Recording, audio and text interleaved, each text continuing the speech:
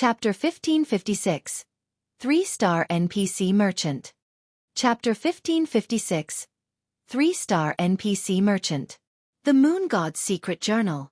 Everyone present was stunned momentarily when they heard Silent Wonder's words, their eyes staring dazedly at the thick book on the stone table. As long as one was an alchemist in God's domain, they would generally have visited a library and read up on matters regarding the alchemy world. Most of the many introductory books on alchemy would mention the alchemy treasure known as the Moon God's Secret Journal. Among the numerous epic wars that the continent of God's domain experienced before, quite a few of them were over the Moon God's Secret Journal. Meanwhile, such a precious alchemy treasure was actually being offered as a benefit for the internal members of the Candlelight trading firm. No wonder the three of them could improve so quickly.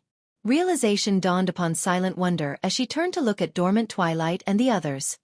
At the same time, the benefits offered to Candlelight's internal members also rendered her utterly speechless. Xueqi's confidence in allowing even official members to compete for the top 10 positions was understandable. Meanwhile, Silent Aspiration's eyes were practically glowing as he looked at the Moon God's Secret Journal. He wished he could take a read through the book right this instant. I'm sure you all know how valuable this Moon God's Secret Journal is. If you wish to read it, you'll have to rely on your own abilities to do so. Any internal member can look for Melancholic Smile to learn basic secret alchemy techniques. Also, only after learning one technique completely will you be allowed to learn another. Each time you finish learning a technique, you'll be given one opportunity to read through the Moon God's Secret Journal. How many times you'll be able to read through the journal will depend on yourselves. Xueqi could not help but chuckle when he saw the longing in everyone's eyes. He then left the remaining matters for Melancholic Smile to deal with.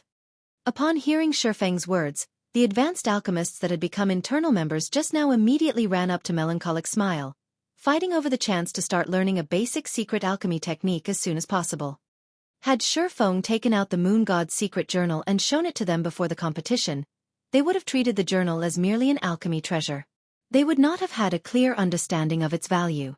However, after watching Dormant Twilight and the others' performance, they came to fully appreciate the power of the Moon God's Secret Journal. Now, they hoped to grasp the knowledge stored inside the journal as soon as possible.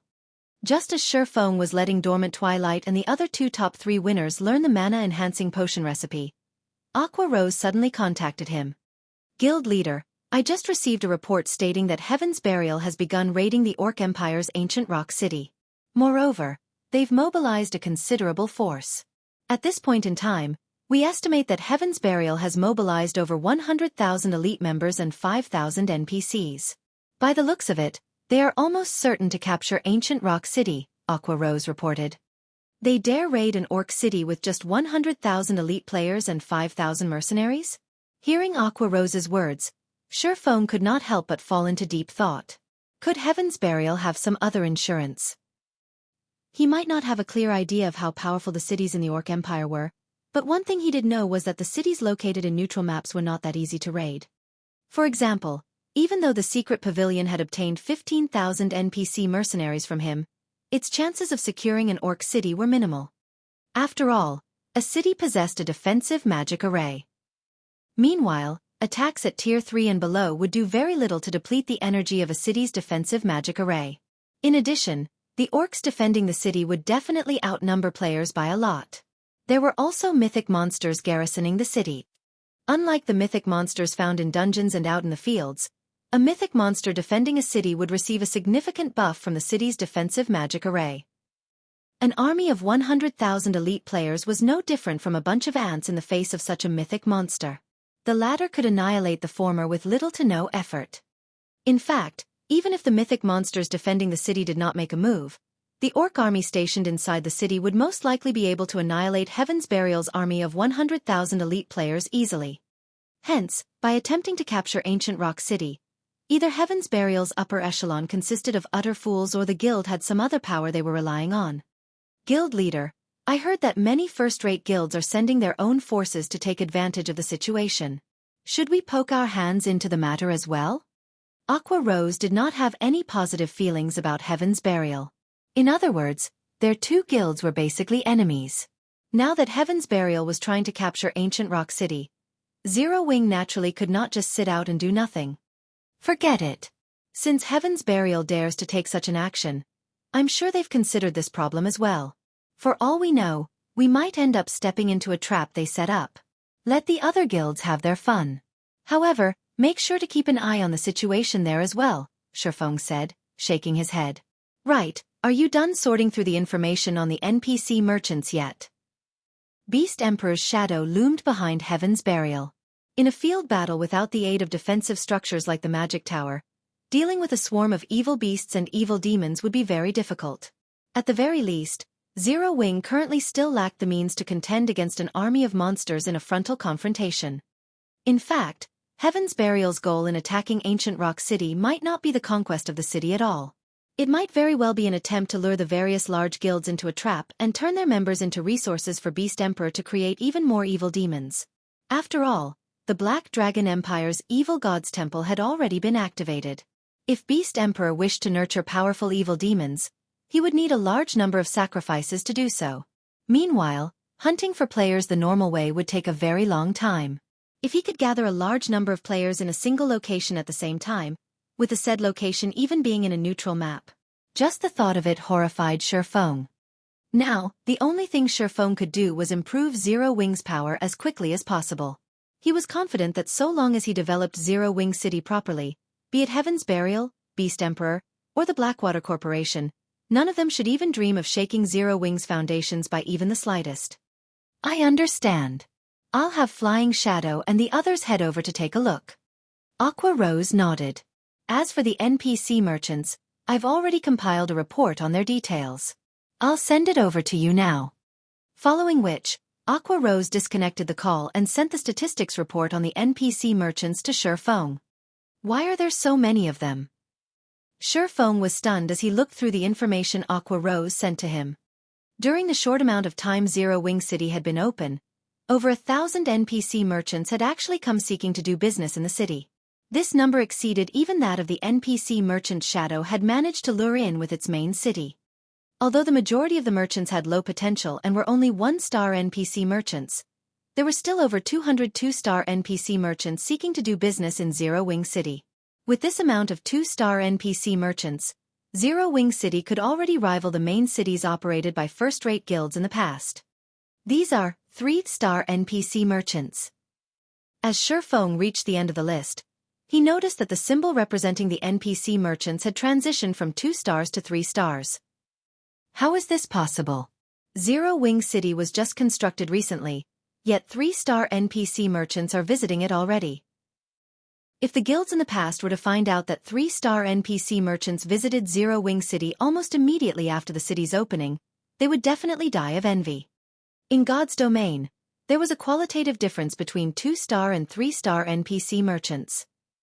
Although there was not much of a difference when it came to the kinds of products both types of NPC merchants sold, when it came to potential, a 3-star NPC merchant surpassed their 2-star counterparts by leaps and bounds. An NPC merchant's star ranking determined not only the quality of the items they sold but also the development speed of the shop purchased by the said NPC merchant. Shops operated by NPC merchants were different from those operated by players. Players had to either complete extremely difficult team quests or obtain the corresponding promotion orders. In contrast, NPC merchants did not have to go through such troublesome procedures. Instead, the promotion of their shops relied entirely on their sales volume. After a shop achieved a certain sales volume, the shop would get promoted automatically. Meanwhile, the higher-ranked an NPC merchant was, the greater the sales volume they were able to achieve, allowing them to get their shops promoted much more quickly. When an NPC-operated shop got promoted, it would start selling much more valuable items, which, in turn, would help attract more players to the city the shop was located in. Meanwhile, on average, the promotion speed of a shop operated by a 3-star NPC merchant was double that of a 2-star NPC merchant. If a city possessed a sufficiently large player population, the promotion speed could even be 2 or 3 times faster. Hence, the various large guilds in the past would do everything they could to attract a 3-star NPC merchant to their cities. In the past, Xueqi had only ever heard of 3-star NPC merchants taking the initiative to visit the main cities operated by super guilds, and never for cities of lower standards. As a result, the large guilds had to compete over the 3-star NPC merchants found in the various major NPC cities or wandering out in the fields. Meanwhile, not just one 3-star NPC merchant was seeking to do business in Zero Wing City right now, but 2 instead. Thinking up to this point, Xueqi immediately contacted Aqua Rose. Aqua, think of a way to have these 2 NPC merchants stay in the city. I'll head over immediately. In God's domain, NPC merchants would stay for only a certain period of time when visiting a city. They would not remain in the city permanently unless given a positive response to their request to do business. If he were to let these 2 3-star NPC merchants get away now, the next one would be long in coming. After saying so, Xueqi called upon Yulan and had her teleport to Zero Wing City's guild residence with him. Chapter 1557. Empire Changes. Chapter 1557. Empire Changes. Orc Empire, Ancient Rock City. Although Ancient Rock City had once been an abandoned city, the city had recovered to its former glory after the orcs returned to manage it. Towering, 20-meter-high walls surrounded the city. Magic runes also strengthened the walls. Not even players with extremely high agility would be able to climb them. A large number of orcs also patrolled the walls, and a defensive magic array encased the city and its stone barrier. With such tight defenses, not even a fly should think of sneaking into the city. However, over 100,000 elite players had gathered a short distance away from Ancient Rock City. These players stood at attention in orderly formations, ready to move out at a single command. Every one of these players wore Heaven's Burial's guild emblem, and even the lowest among them was level 40. A legion of several thousand players atop warhorses stood near the head of this elite army. Even from afar, one would feel an intense pressure weigh down on them. Aside from Heaven's Burial's members, rows of NPC mercenaries stood among the army's front line. The weakest of these NPCs was level 60 Tier 1, while the strongest were level 70 Tier 2 NPCs. Just what are Heaven's Burial's people trying to do? Do they really think they can get past Ancient Rock City's defenses with so little strength? The various large guilds' upper echelons watching from the sidelines were confused as Heaven's Burial geared up to attack the Orc City. Although the orcs in Ancient Rock City were not particularly high-leveled, with the majority averaging around level 65, and the highest at level 72, players would still have a disadvantage with the level difference. Furthermore, the city's orcs greatly outnumbered Heaven's Burial's forces. Ancient Rock City should be home to over 700,000 orcs at least. Among them, there was no lack of great lords and grand lords. Heaven's Burial's 100,000-strong elite army and 5,000 NPC mercenaries would barely serve as a warm-up for the orcs. Guild Leader Singular, it seems our siege has attracted quite a few flies, Lei Jingyang commented, smiling as he surveyed the spectating large guilds. Over 10 guilds had gathered to watch Heaven's Burial siege Ancient Rock City. Together, these guilds had dispatched over 200,000 players. The combined force already surpassed Heaven's Burial's numbers. If these large guilds ambushed their army at a crucial moment during the siege, they would deal a fatal blow. Isn't this just as we expected? Singular Burial asked, laughing. That's right. Though, it's a pity that Zero Wing isn't here. Otherwise, we could band together and take the guild out, Lei Jingyang said, sighing. All right, it's almost time to take action. It's about time we teach these guilds who rules over this neutral map. Singular Burial coldly announced after glancing at the system clock. Guild leader, leave it to me. With these sacrifices, we'll have a guarantee of capturing Ancient Rock City. Flame Blood said as he took a black crystal ball from his bag. He then began to chant an incantation. Suddenly, violent roaring filled the surrounding forest. Even the various large guilds watching from outside the forest clearly heard the monsters. Suddenly, ferocious monsters with sharp fangs and claws surged out of the forest and charged for the various guilds' armies. Evil beasts! The upper echelons paled when they saw the monster tide sweep towards them. They were no strangers to evil beasts. After all, they had all watched as evil beasts had assaulted Stone Forest Town twice. During the 2 sieges, they had learned just how powerful evil beasts were. The evil beasts charging towards them were all level 45 and above. Although they were not as strong as those that had attacked Stone Forest Town, they were powerful nonetheless. Furthermore, 3 level 60 mythic-ranked evil earth dragons led the evil beast army. Crap! Everyone, use your return scrolls. The various guilds' upper echelons gave the command to retreat the moment they saw the evil beasts. However, when they tried using their return scrolls, they found them ineffective. In the end, they could only watch as the evil beasts stormed closer. Damn it! We've been tricked. Everyone, get ready to fight and pull back. How dare Heaven's Burial do this? Aren't they afraid that our guilds will band together to exact our revenge?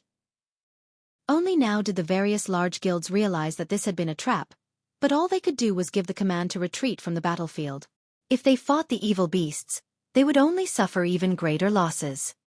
Although these guilds had a total of 200,000 members with them, the evil beast army, which was not suppressed by any magic arrays, had an overwhelming advantage. Even as the various large guilds bombarded the evil beast army with large-scale destruction spells, all they accomplished was clearing out the elite and special elite ranked evil beasts. The chieftain rank and above evil beasts took barely any damage. In contrast, the evil beasts wiped out these players. The Grand Lord ranked evil beasts easily massacred groups of players as they moved through their enemies' lines. Even when top-tier experts tried to pin these Grand Lords down, their efforts accomplished very little. As for the mythic-ranked evil earth dragons, they were no different than walking disasters. A single hit could take the lives of hundreds of players. When the three evil earth dragons working together, they were practically unstoppable as they mowed through the player armies. In the end, these guilds' upper echelons could only watch as their guild members were exterminated. Heaven's Burial, our guilds will not let you get away with this. The upper echelons realized that there was no escape. They glared and shouted at Singular Burial's group. Let us get away with this? Singular Burial could not help but laugh. It seems like you still don't understand your situation. Haven't you realized that the moment you arrived here, you became a stepping stone for Heaven's Burial? From now on, the Orc Empire will become Heaven's Burial's domain. Whatever we say goes. Previously, they hadn't dared to massacre players openly because they had been afraid of the various large guilds targeting them. However, they had since solidified their foundations. With over 200,000 elite players as sacrifices, they could grow their evil beast army to new heights. Once Ancient Rock City became Heaven's Burial's base of operations, not even God's domain superpowers would be a threat to their guild. As the large guild's members continued to die, Flame Blood used the dead players to create evil beasts and demons. Moreover, as the evil beasts killed the enemy players, their levels rapidly rose. By the time the various large guilds were annihilated, 5 more Grand Lord-ranked evil beasts had evolved into mythic-ranked evil earth dragons. The army had also doubled its number of Grand Lords on the battlefield. Amazing! As expected of the large guild's elite players. With these evil beasts, we'll have no problems taking down Ancient Rock City. Flame Blood laughed madly as he gazed at the army under his command. Without a moment to rest, Flame Blood commanded his evil beast army to charge for Ancient Rock City. At the same time, the 8 evil earth dragons roared as they launched 8 Tier 4 spells at the city's defensive magic array. When the spells collided with the barrier shook violently. It was clear that the attacks had depleted a significant portion of the magic barrier's energy. Meanwhile, back in Starmoon Kingdom, Xueqi and Yulan arrived in Zero Wing City's guild residence. So, this is the rumored Zero Wing City? As Yulan observed the city below her from the guild hall's roof, the scenery captivated her. Not only was Zero Wing City's environment impressive, but a vitality that couldn't be found in any town filled the streets. She spotted plenty of high-level NPCs wandering about the city. There were even plenty of wandering merchants hawking their wares from the sidewalks. Horse carriages, which towns lacked, drove down the streets as they worked. There was barely any difference between Zero Wing City and an NPC city. If she really had to point out a difference, though, it would definitely be Zero Wing City's mana density. Despite the lack of magic towers inside the city, the mana density here was only slightly weaker than in Stone Forest Town. When considering how spacious Zero Wing City was, Yolan's eyes could not help but light up as she imagined the difference several magic towers would make. With Zero Wing's incredible potential, it was no wonder why Xueqi even dared to provoke the Blackwater Corporation. However, Yulan was curious about why Xueqi had led her here. Let's visit the City Lord's mansion.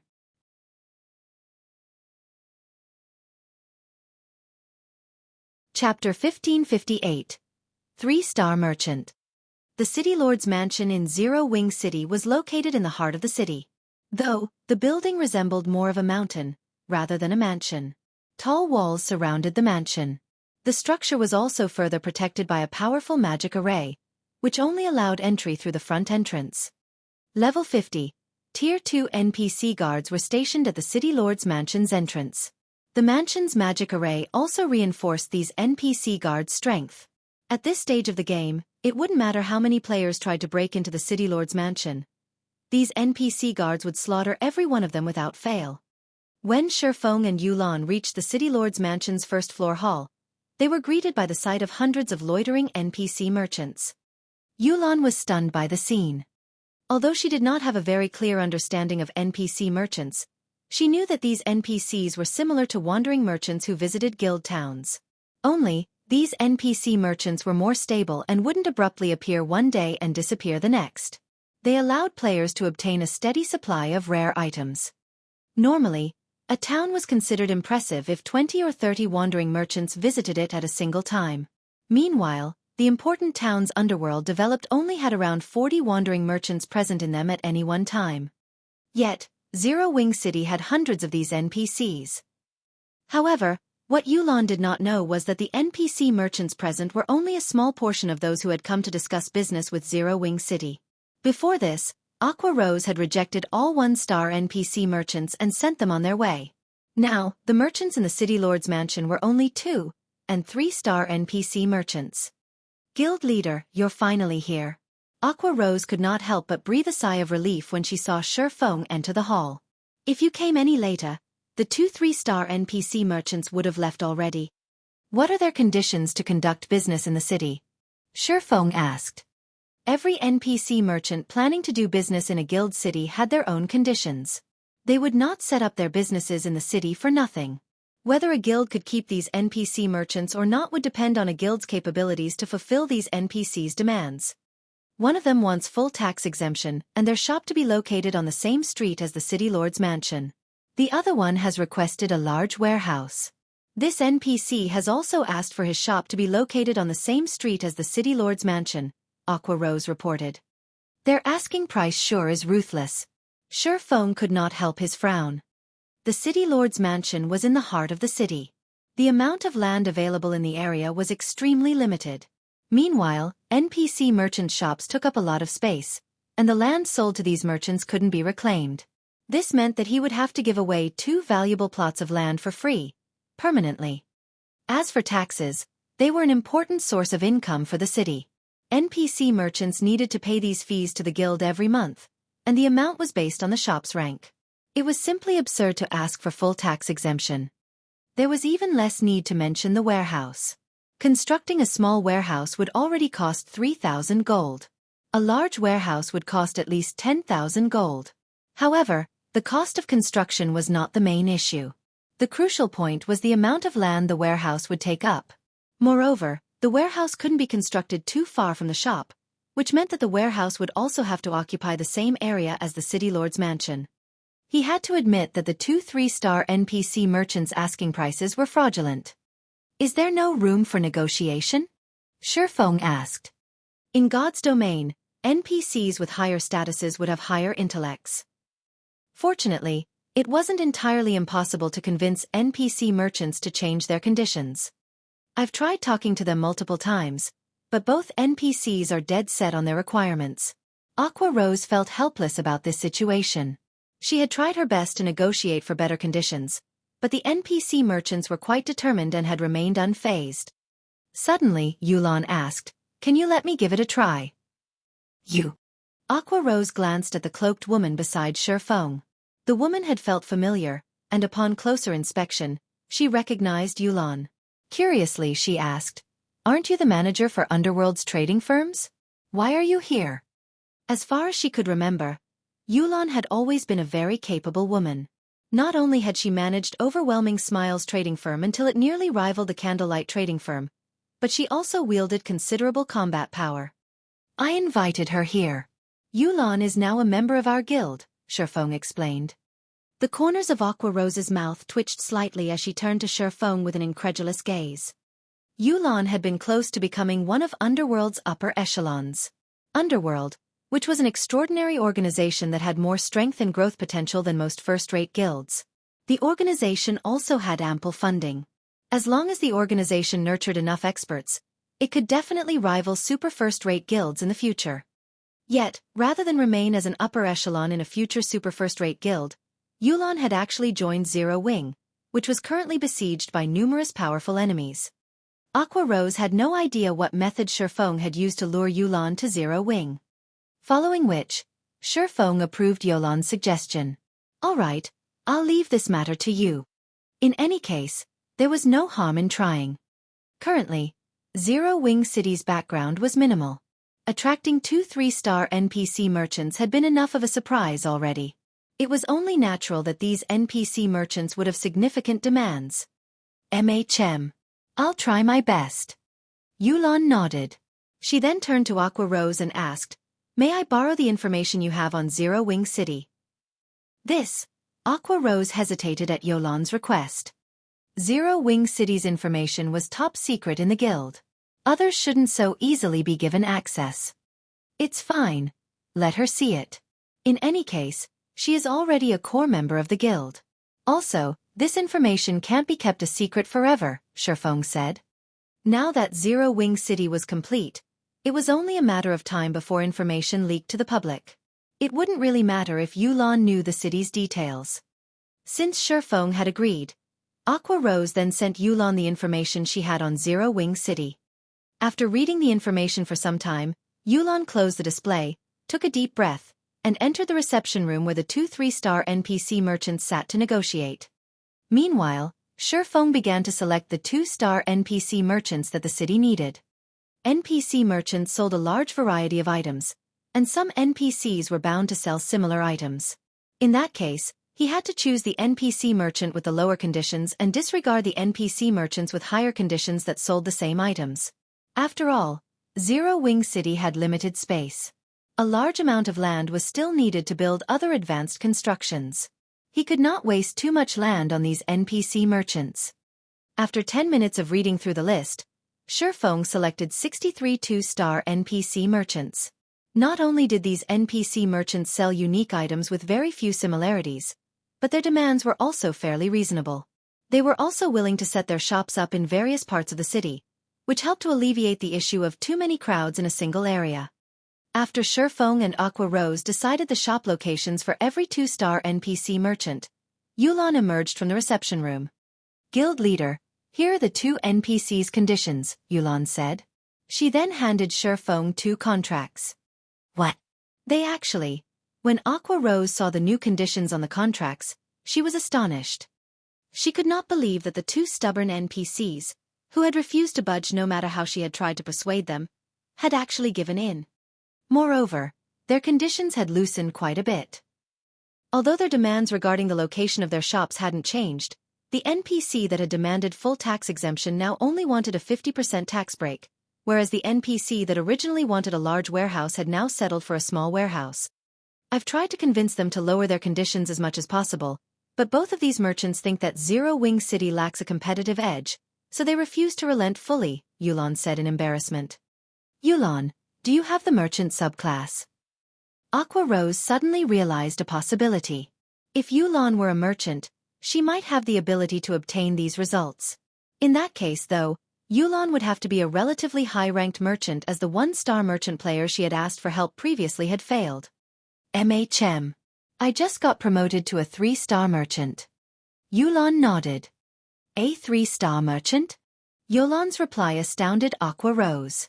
Now, she was even more confused as to how Xuefeng had roped Yulan into Zero Wing. Even the strongest merchant in Zero Wing was still some ways away from becoming a 2-star merchant. Only super guilds likely had 2-star merchants at this stage of the game. Meanwhile, the higher a merchant player's star rank was, the stronger their negotiation ability would be with NPCs. With a high-rank merchant player, a guild could reduce prices when paying the system management fees for shops. Whether it was the development of a guild or a trading firm, a high-rank merchant would be a powerful asset. Guild leader, you really are amazing. You actually poached a 3-star merchant from Underworld. If Underworld finds out about this, they would definitely fight us for her, Aqua Rose whispered to Xuefeng. But what Aqua Rose didn't know was that Underworld wouldn't be the only ones looking for trouble. Even the Blackwater Corporation, which currently backed Underworld, would be enraged. Just as Xueqi was about to sign the contract for the 2 3-star NPC merchants, the sound of a system announcement reached his ears. Star Moon Kingdom Region System Announcement. Congratulations to Heaven's Burial for successfully capturing the Orc Empire's ancient rock city. Rewarding 50,000 guild popularity, 100,000 guild honor points, and 150 guild influence in Star Moon Kingdom. Chapter 1559. 4 Towers of Elements Arise. Chapter 1559.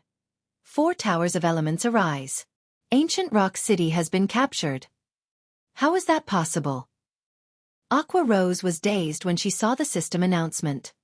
Hundreds of thousands of orcs defended the Orc Empire cities. Each city was also protected by a powerful, defensive magic array. It would take a lot of time and manpower just to break through the array. However, this wasn't what surprised her most. After all, God's domain had many powerful tools. What shocked her most was the timing. Less than 2 hours had passed since she had received the report about Heaven's Burial's assault on Ancient Rock City. With how many orcs Ancient Rock City housed, it was impossible for an army of 100,000 elite players to clear the city in just 2 hours. There were also various large guilds watching from the sidelines and waiting for an opportunity to strike. Immediately, Aqua Rose began to contact her subordinates and had them look into the situation in Ancient Rock City. Capturing one of the Orc Empire's cities was no trivial matter. Nowadays, many players from the neighboring kingdoms and empires gathered in the Orc Empire to grind and level. Unlike the 3 towns in the Orc Empire that had been captured thus far, Ancient Rock City was located in the Empire's inner region, rather than the outer area. If players wanted to earn contribution points, it was much easier to do so in the inner region due to the stronger monsters. Now that Ancient Rock City had been captured, a large number of players would swarm to the city, using it as a rest area. The money and resources one could make with the city would be frightening. With so much income and Heaven's Burial's background, the guild would develop rapidly. While Aqua Rose investigated the situation, Star Moon Kingdom's forums were in an uproar. Heaven's Burial trapped and killed over 200,000 guild elite players. The various large guilds declare their intent to wipe Heaven's Burial from the face of God's domain. Heaven's Burial controlled an evil beast army to siege Ancient Rock City. As these posts published on the forums, they quickly received a lot of attention and made it to the top of the list. What? Even something like this is possible? Crap. This is cheating.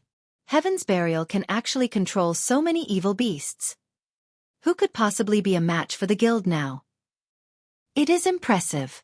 But at the end of the day, evil beasts stand against the human race. If NPCs discover these evil beasts, they will mobilize to wipe them out. Moreover, the evil beast army Heaven's Burial controls has suffered significant damages. Didn't you guys see that over 80% of the evil beast army was wiped out in this battle? However, Heaven's Burial now controls Ancient Rock City and a town in the Orc Empire. Even without the threat of the evil beast army, which guild could possibly be a match for Heaven's Burial? I'm afraid that it won't be long before Heaven's Burial becomes the #1 guild in the several neighboring kingdoms. I wonder if Heaven's Burial is recruiting? For a time, various conversations about Heaven's Burial filled Star Moon Kingdom's forums. Nobody could have imagined that Heaven's Burial, a guild which Zero Wing constantly suppressed, would rise as a dark horse.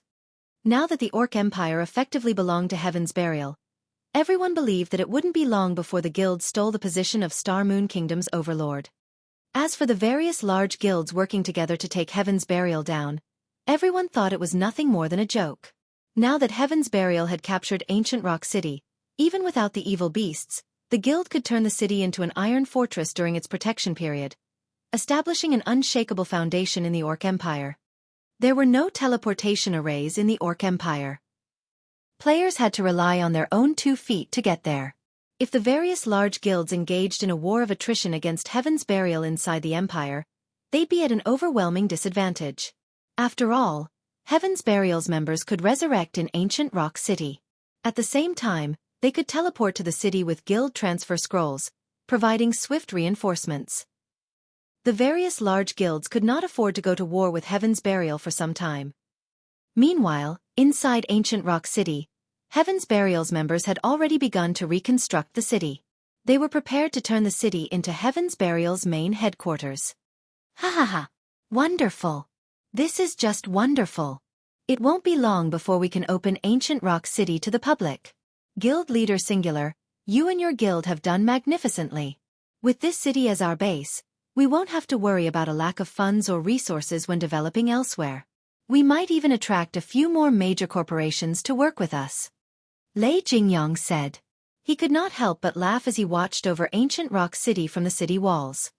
Our success is all thanks to you, young Master Lei. If not for your Tier 4 domain scroll, we wouldn't have been able to defeat the Guardian boss so smoothly. Had we been any slower in the fight, the evil beast army might have been annihilated. Singular Burial sighed ruefully. Although he had been confident about capturing Ancient Rock City, now that the city was actually in his hands, he felt as if he were dreaming. The orcs defending Ancient Rock City weren't like those in the fields. The city's magic array had buffed these defending orcs, and although they had a large number of evil beasts and evil demons, they had only held back the orcs temporarily, failing to annihilate them completely. While most of the orcs in the city had been distracted, they had used the 8 mythic-ranked evil earth dragons and mercenary NPCs to open a path towards the city's guardian boss. Only after using a Tier 4 domain scroll had they managed to kill the level 72 orc general.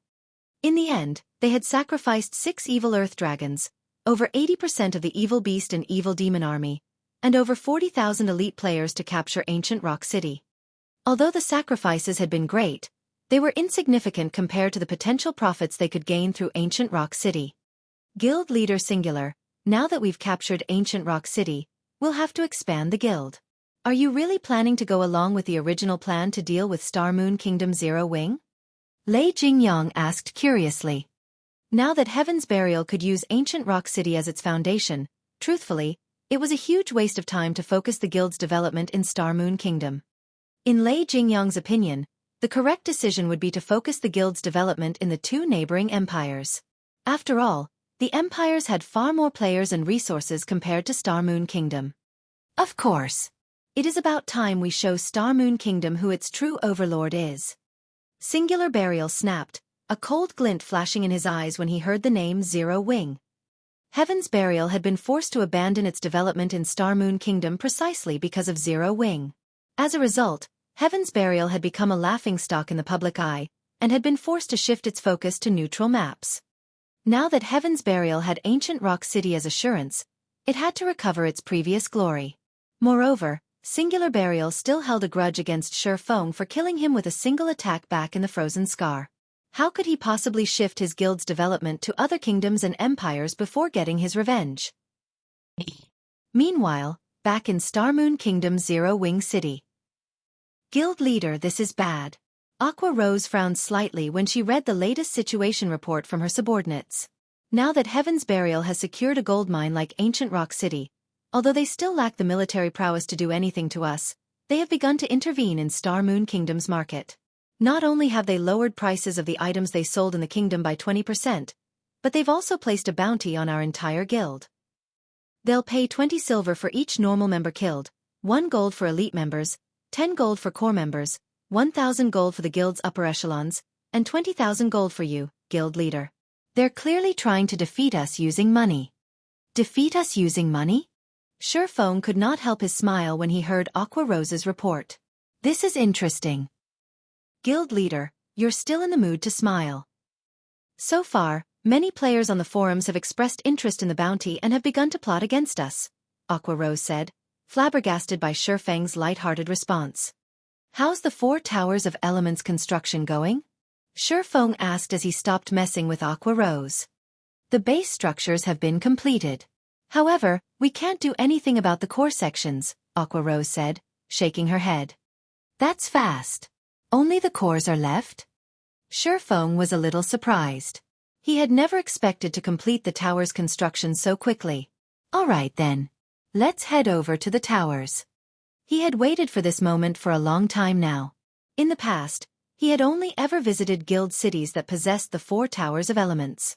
He had never thought that he would get to construct the towers personally in this life.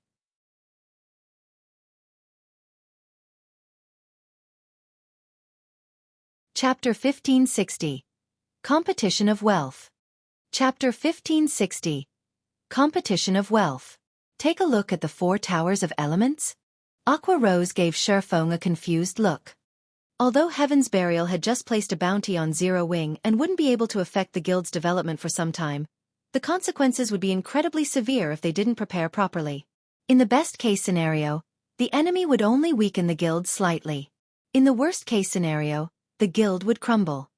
Players' main goal in joining a guild was to level quickly and obtain better equipment. Nobody wanted to become prey, spending all of their time avoiding other players. However, Aqua Rose had no choice but to follow Xueqi's orders and trail behind him towards the 4 towers of elements. Meanwhile, Star Moon Kingdom's official forums were in an uproar. Sure enough, Heaven's Burial really took action. What a generous bounty! Heaven's Burial is actually paying 20 silver for each normal member. I don't even earn that much in a single day. I know, right? Although it won't be easy to kill Zero Wing's core members, it's a different story for the guild's normal and elite members. If I can take advantage of this opportunity, I might earn enough money to get myself a mount. Forming a hunting party. Whoever's interested in making some money, contact me quickly. It seems that Heaven's Burial is serious this time. I wonder which guild will rule over Star Moon Kingdom in the end? It is definitely going to be Heaven's Burial. Didn't you see Heaven's Burial's background? Now that it has a treasured land like ancient Rock City, it won't have any lack of funds. As expected of the guild that took down an orc city, Zero Wing is doomed. Even if Heaven's Burial does not directly attack, it can easily whittle Zero Wing down until it crumbles. Everyone engaged in heated discussions about the bounty Heaven's Burial placed on Zero Wing's head. The bounty tempted many powerful players. Meanwhile, the kingdom's dark players immediately set their sights on Zero Wing. Not only could they secure better equipment by killing Zero Wing's members, but they'd also earn a significant income by doing so. Moreover, with so many players targeting Zero Wing's members, the guild couldn't direct its anger at a specific group. Hence, they could kill Zero Wing's members without worry.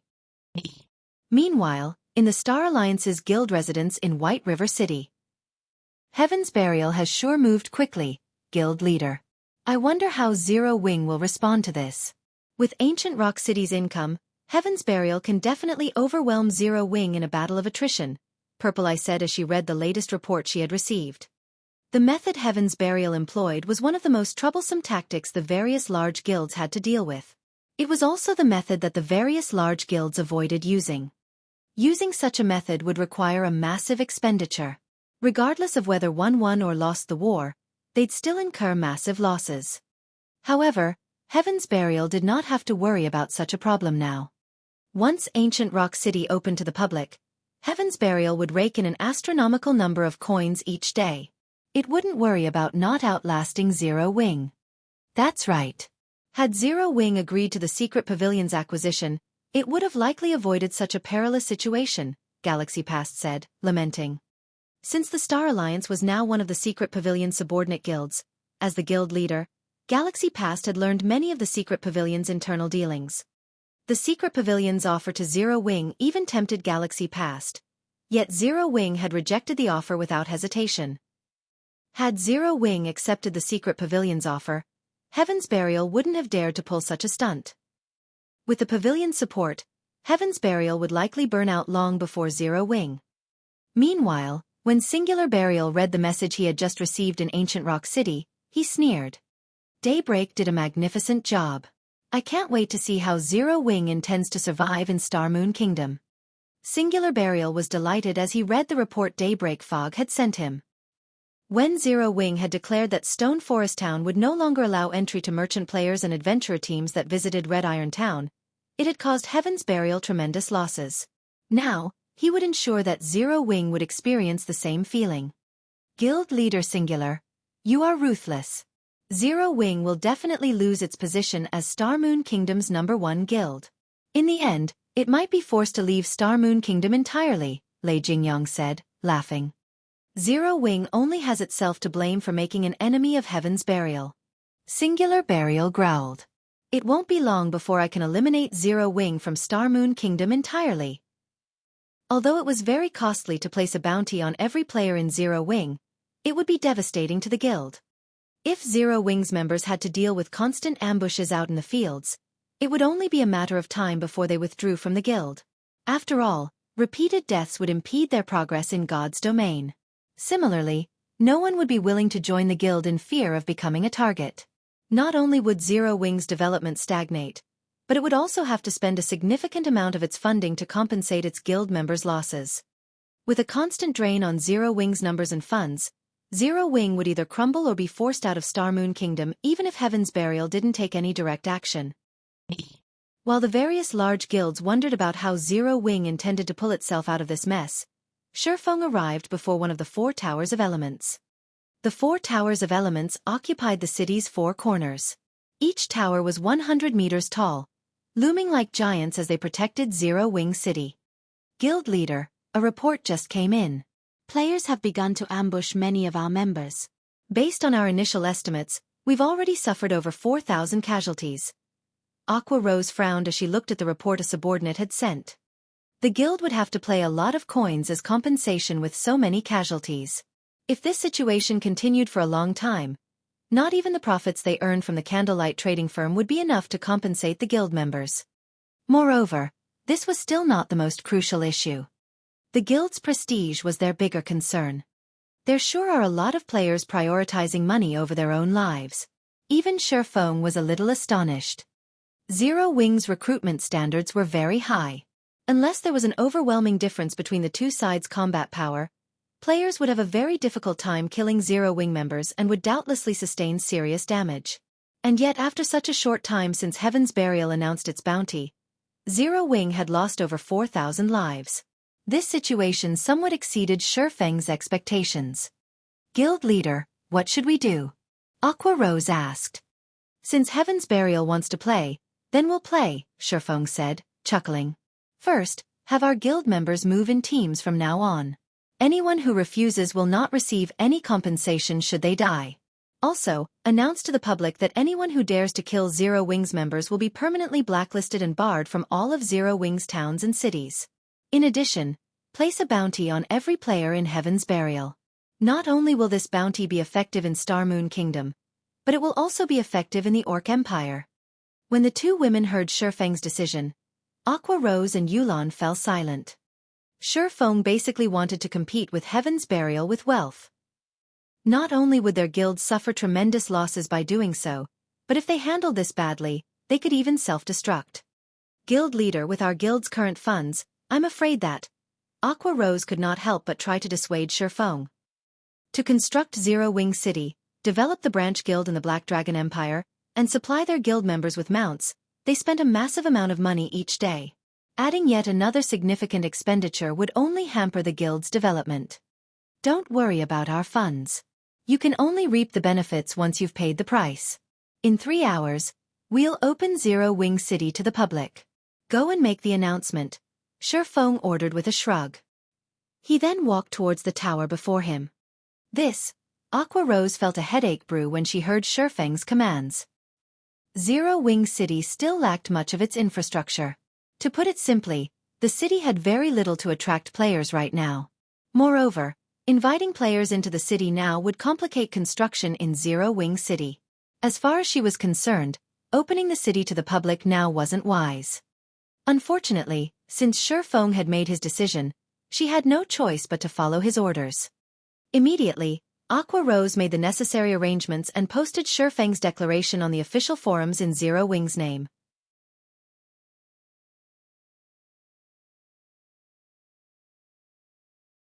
Chapter 1561. Mana Rain. Chapter 1561. Mana Rain. After Aqua Rose quoted Xueqi on Star Moon Kingdom's forums, the players had originally focused on Heaven's Burial's declaration shifted their attention to her post. The title of the post was eye-catching. If you want a fight, we'll give you a fight. This is insane. Zero Wing must have lost its mind. Is this for real? Zero Wing actually dares to pull something like this? Isn't Zero Wing afraid of Heaven's Burial whittling them down to nothing? Amazing. As expected of Zero Wing. Zero Wing is just trying to save its reputation by doing something like this. Even if Zero Wing blacklists the players that target its members, What can it do if those people use black cloaks? That's right. This also gives us more opportunities to earn money. The bounties on both sides are the same. Heaven's Burial also has more members than Zero Wing, and they're weaker. If you really want to earn money, killing Heaven's Burial's members is the way to go. Zero Wing's response to Heaven's Burial's provocations shocked the players on the forums. They were also delighted. After all, they just gained another source of income. Now they could target more than just Zero Wing's members. They could even head to the Orc Empire to level up and earn for contribution points while grinding for Heaven's Burial members. When the various major powers saw Zero Wing's reply, they laughed at Zero Wing's foolishness. Of all the things Zero Wing could have chosen to compete with Heaven's Burial in, the guild had chosen wealth. Zero Wing was overestimating itself and seeking self-destruction. Just what is Zero Wing trying to do? Is it really intent on duking it out with Heaven's Burial? Galaxy Past felt confused when he saw this message. In his opinion, Zero Wing should still have methods of dealing with Heaven's Burial's bounty. Although the result wouldn't change regardless of what Zero Wing did, they could buy some time, using it as an opportunity to look for other methods, such as seeking collaborators. Although Zero Wing's situation was perilous, with the guild's current foundations, there should be plenty of major corporations and superpowers willing to acquire the guild. After all, Zero Wing's Stone Forest Town still held the battle arena and advanced auction house, which could rake in plenty of resources for a considerable time. The guild still had great potential for growth. Moreover, Zero Wing and Phoenix Rain, who now had control over a portion of Thunder Island, were connected. When Singular Burial received news of Zero Wing's declaration, his expression darkened. Guild leader Singular, it seems that Zero Wing is aiming for mutual destruction. Do you need my Thunder Legion to pay Zero Wing a visit? Lei Jingyang said, smiling when he read Aqua Rose's forum post. He had commanded the Thunder Legion, a collection of experts, for many years. The Legion was particularly fond of ambushes and assassinations in the field. Ordinary players might not be able to deal with Zero Wing's 100-man teams, but they would be child's play to the Thunder Legion. No need. Since Zero Wing dares to make such a move, I want to see how long they can last against. Singular Burial said, sneering. If Zero Wing had turtled, he might have needed Lei Jingyang's help. Although Zero Wing's bounty on Heaven's Burial would cause him a lot of trouble, he'd also be able to remove Zero Wing from Star Moon Kingdom much sooner than he had hoped. He also refused to believe that Zero Wing's financial strength could surpass his. At this moment, a slightly chubby middle-aged man approached Singular Burial and reported, Guild leader, the city's basic infrastructure has been repaired. The NPC guards we hired have arrived as well. We can open Ancient Rock City to the public at any time now. Many adventurer teams and merchant players have requested to garrison and set up stalls in the city. Good. Open the city to the public. Let the players waiting outside the city come in, Singular Burial commanded hurriedly. He was joyful when he heard that they finished the city's infrastructure. Gather the adventurer teams and merchant players, and I'll go meet them. The so-called basic infrastructure referred to smithies and hotels. These buildings provided essential services to the adventurer teams grinding in the Orc Empire. With these businesses, Heaven's Burial could collect a lot of repair fees and accommodation fees. Moreover, his people were constantly perfecting Ancient Rock City. In the future, Heaven's Burial could sell various consumable items as well, earning a fortune. The Orc Empire was a neutral map. Players had great difficulty traveling to and from the Empire. If players wished to stay in the Empire for long periods, basic consumable items were a must. As long as Heaven's Burial sold these consumable items, a large number of players would come to purchase them. They wouldn't have to worry about a lack of customers. Zero Wing Stone Forest Town simply couldn't compare to the wealth Heaven's Burial could collect from Ancient Rock City. Understood. I'll have them gather in Ancient Rock City immediately. The middle-aged man then turned and left to notify the various adventurer teams and merchant players. When Ancient Rock City opened to the public, news of this spread like wildfire, reaching the ears of the neighboring kingdoms and empires in a matter of minutes. The Orc Empire had only had 3 guild towns in the past. Moreover, all 3 had been in the Orc Empire's outer region, making it troublesome to grind for contribution points. players had still needed to travel to the Empire's inner region due to the low number of monsters in the outer area. As a result, many players dismissed the idea of traveling to the Orc Empire entirely. However, now that a guild city occupied the Empire's inner region, not only would players save on travel time, but they could also accept quests more easily. After all, cities offered far more quests than towns. Moreover, the rewards of these quests were more abundant. Meanwhile, in the distant Zero Wing City, Aqua Rose frowned as she read through the reports her subordinates had sent. Ancient Rock City's popularity had far exceeded her expectations. Based on the latest reports, over 2 million players were moving into the Orc Empire. Needless to say, these players would visit Ancient Rock City when they needed to recuperate. Many more players from the neighboring countries were also preparing for their trip to the Orc Empire. With so many players, one could just imagine the wealth Ancient Rock City would generate. As Aqua Rose racked her brain for a solution, she felt the space around her suddenly tremble. Moreover, these tremors steadily intensified. It felt as if the space around her would shatter at any moment. This is... Aqua Rose lifted her head to look towards the 4 towers of elements. The 4 towers seemed to be the epicenters of these tremors. Suddenly, a 4-fold magic array appeared above each of the 4 towers of elements, radiating an aura so powerful that even an expert like Aqua Rose couldn't help but shudder in fear. A short moment later, a link formed between the 4-fold magic arrays hovering above Zero Wing City's 4 corners. A towering pillar of light then emerged from each of the arrays, rising endlessly into the sky. These 4 light pillars represented the 4 main elements: earth, water, wind, and fire. As the light pillars rose, a frightening amount of mana began to gather above Zero Wing City. The pillars gathered mana from tens of thousands of yards around the city, and very quickly, the mana around the city became so dense that it transformed into a white mist. As the mist gathered above the city, it began to condense into droplets and rain down, washing Zero Wing City in liquid mana. Everyone in Zero Wing City was dumbfounded. None of them had ever felt such dense mana before. Their minds were clearer than ever. However, this mana rain did not last long. The sky above the city soon returned to its normal state, and the mana density in the city began to decrease. Even after the city's mana density stabilized, Zero Wing City's mana was far denser than in Stone Forest Town. At the very least, Zero Wing City's mana density was 30% higher than in the Guild Town.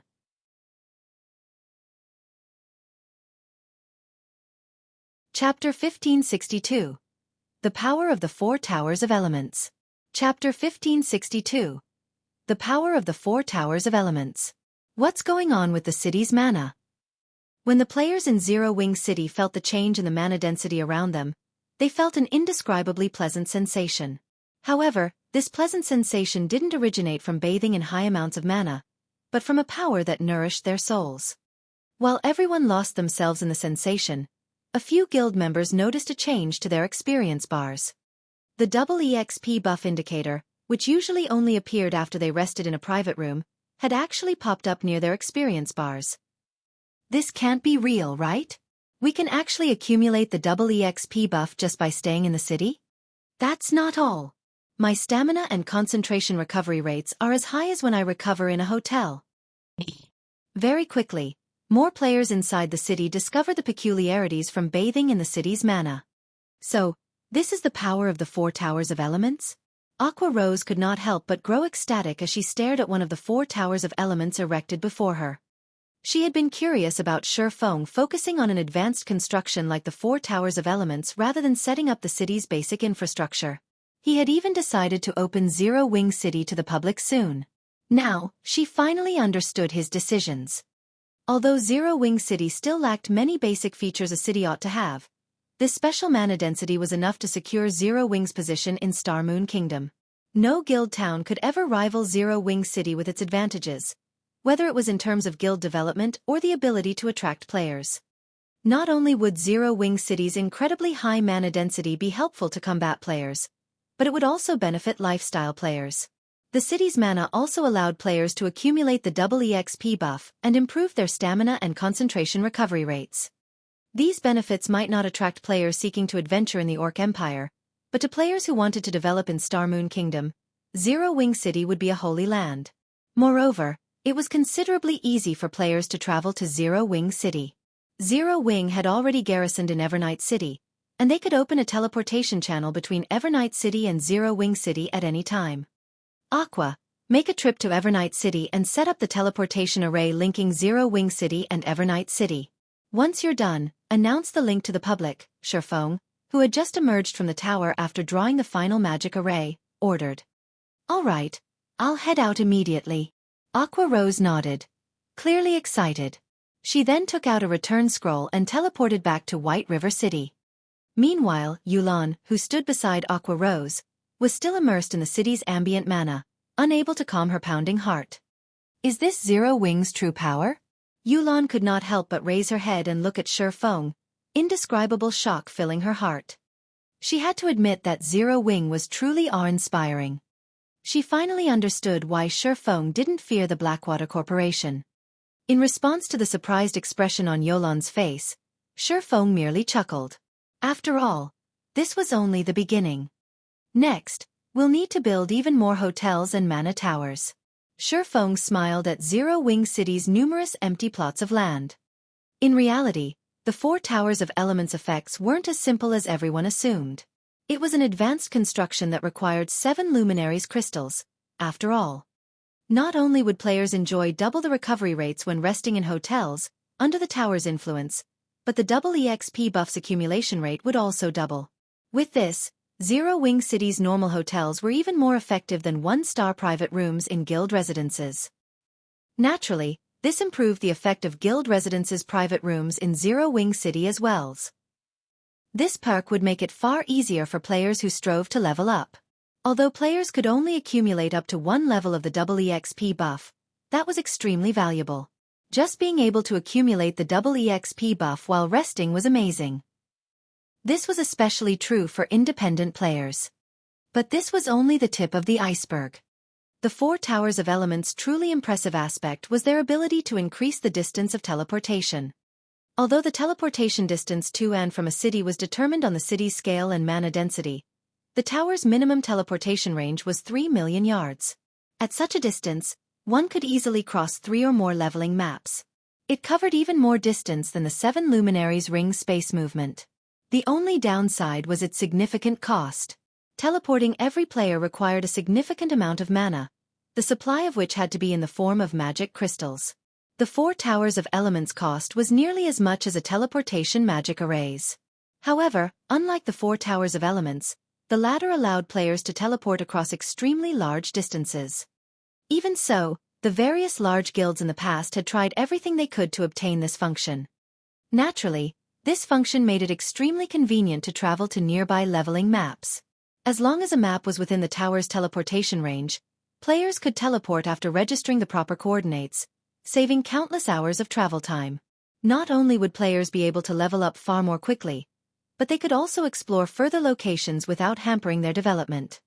According to Xueqi's estimates, the 4 towers of elements should be able to teleport players up to 4 million yards away with Zero Wing City's current standards.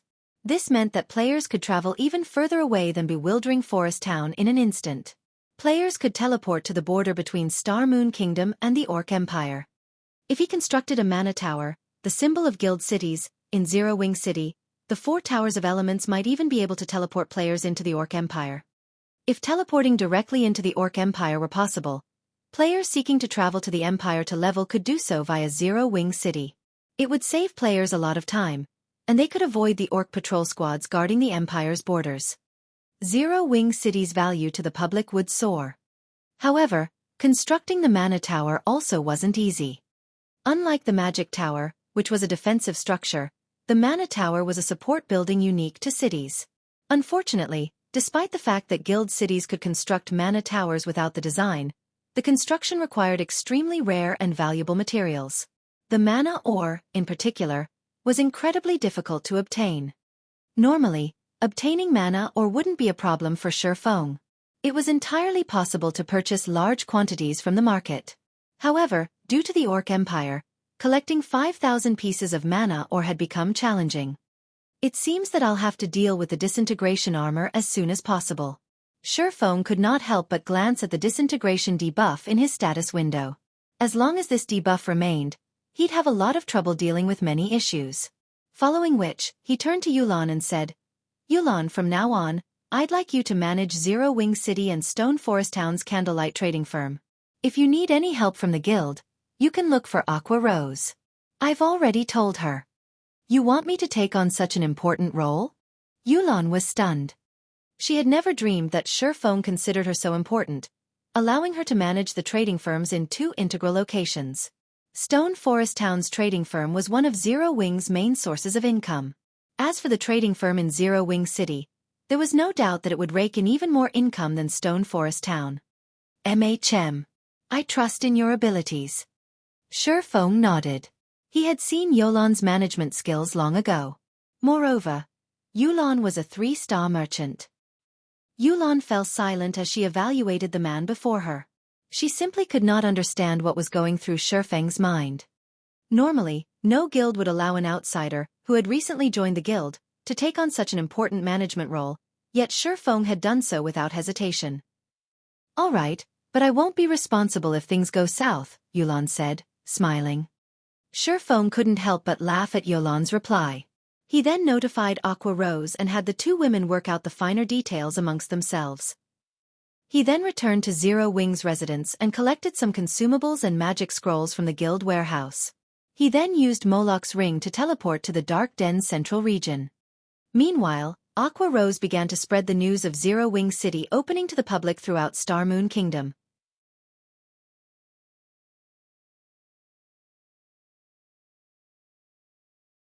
Chapter 1563.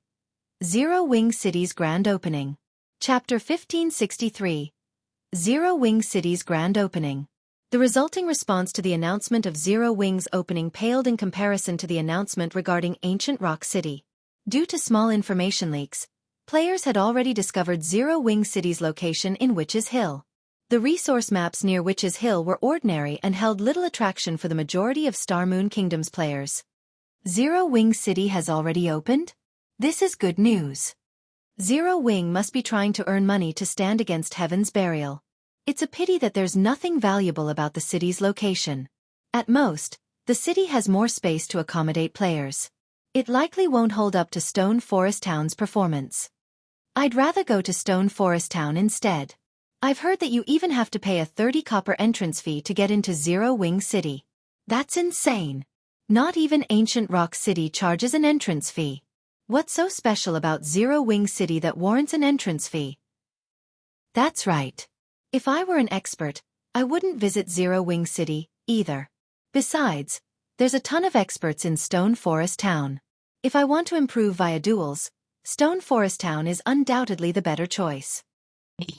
Although news of Zero Wing City's opening had spread across Star Moon Kingdom, very few players were interested in the city.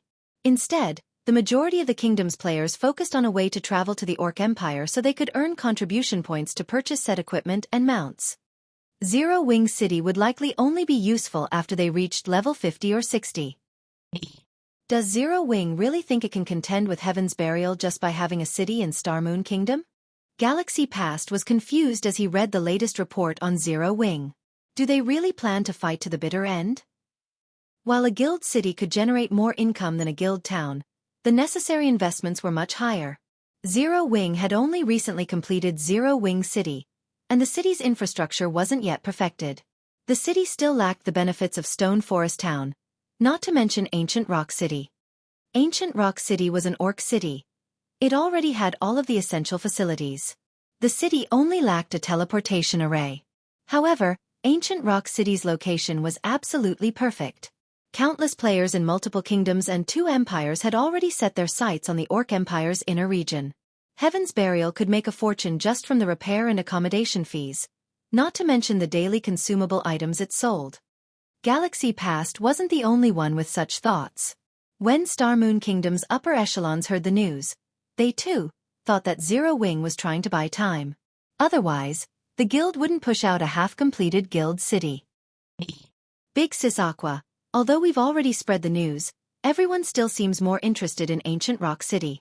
Thus far, only a few merchant players and adventurer teams have contacted us about garrisoning in Zero Wing City. A level 29 female summoner reported to Aqua Rose helplessly.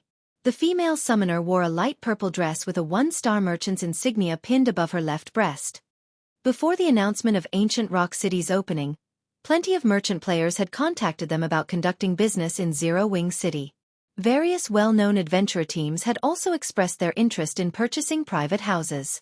Unfortunately, before they had prepared the necessary contracts, Heaven's Burial had opened Ancient Rock City to the public. In the end, these merchant players and adventurer teams had abandoned Zero Wing City, making their way toward the competing Ancient Rock City. It's fine. Catching everyone's attention is enough for now. We just need to wait. Aqua Rose had expected this situation, so she wasn't surprised in the least by the public's reactions. If the merchant players and adventurer teams contact us again, tell them that these are our condition. The female summoner was momentarily speechless as she read the list of conditions Aqua Rose had given her. They'd be lucky enough if they found any merchant players interested in renting Zero Wing City's shops. The new conditions Aqua Rose proposed were simply absurd. Initially, they had only planned to charge 120 gold per week for the shops in Zero Wing City's outer areas. This was already expensive compared to the rental prices in guild towns. The high-potential shops rental had been set at 200 gold per week, and those in the city's core would have cost 300 gold per week. Very few merchant players could afford such a high price. Normally, only guilds' trading firms could afford these shops' rent. Without sufficient sales, merchants might not even earn back the cost of their items after taking into account the weekly rent. Yet, Aqua Rose had raised the fees. If the merchant players were to find out about this, they would most likely choke from anger. Now, each shop in the outer areas would cost 240 gold per week, while shops with high potential had risen to 400 to 500 gold per week. Shops in the city's core would cost 700 to 1,000 gold to rent per week. These prices were insane. They'd be seeking fools to rent Zero Wing City shops, rather than merchant players. With 1,000 gold, one could purchase a relatively valuable shop in another guild's town, yet in Zero Wing City, one could only rent a shop for a week. Only a fool would accept such a deal. We're sticking with these conditions. Whether they want to rent the shops or not is up to them. Aqua Rose informed the hesitating female summoner seriously. I understand. The female summoner had no choice but to nod. Aqua Rose was the boss. Not her. As news of Zero Wing City's grand opening spread, some curious players made their way towards the city. Once players had reached their levels, the 30 copper entrance fee wouldn't hamper their development too much. At worst, they'd only pay the city one visit. Evernight City, Teleportation Hall. As always, Evernight City's teleportation hall was crowded with players. Boss, are we really going to Zero Wing City? A level 42 male assassin asked the mighty-looking swordsman before him. Barely anyone is visiting the city right now. Didn't we come to Star Moon Kingdom to improve our techniques? What's the point of visiting an empty city? Are you dumb? Don't you know how popular Stone Forest Town is right now? If we go to Stone Forest Town, we'll have to wait for a long time before we can rent a combat room. Moreover, our aim is to spar with members of our team, not other experts. Zero Wing City's environment might not be as good as Stone Forest Town's, but no one's there right now. We can rent the combat rooms there for special training. Once we've trained, we can visit Stone Forest Town, the level 44 swordsman said, laughing. Their adventurer team would have no trouble covering the 30 copper entrance fee for each of their members. Time was far more precious than the small expenditure. Hearing the swordsman's reasoning, the other team members agreed with their commander. Right now, their goal was to train in a high-mana environment. Following which, the adventurer team's members followed the swordsman as they teleported to Zero Wing City. What a bunch of fools. They're actually going to Zero Wing City to train. Do they not know that Zero Wing City was only recently built? How could the mana density there possibly compare to Stone Forest Towns? Even if they have to waste some time while they wait in Stone Forest Town, it's better than going to Zero Wing City. When some of the players in the teleportation hall saw the adventurer team teleport to Zero Wing City, they could not help but laugh.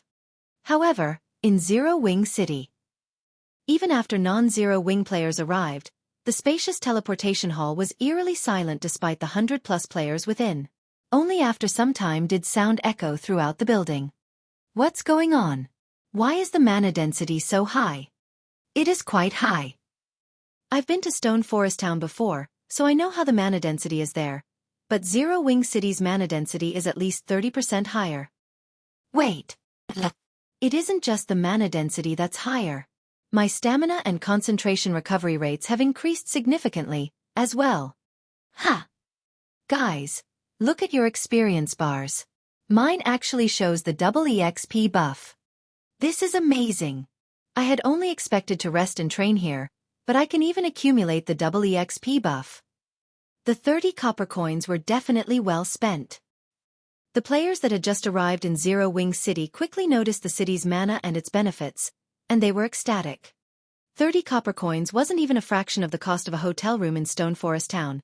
Yet after spending the few coins, they could constantly accumulate the double EXP buff regardless of where they were in Zero Wing City.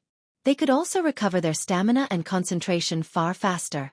And these effects would last throughout their stay. They didn't even have to rent a room in a hotel.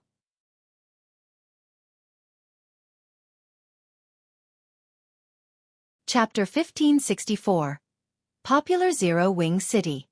Chapter 1564. Popular Zero Wing City.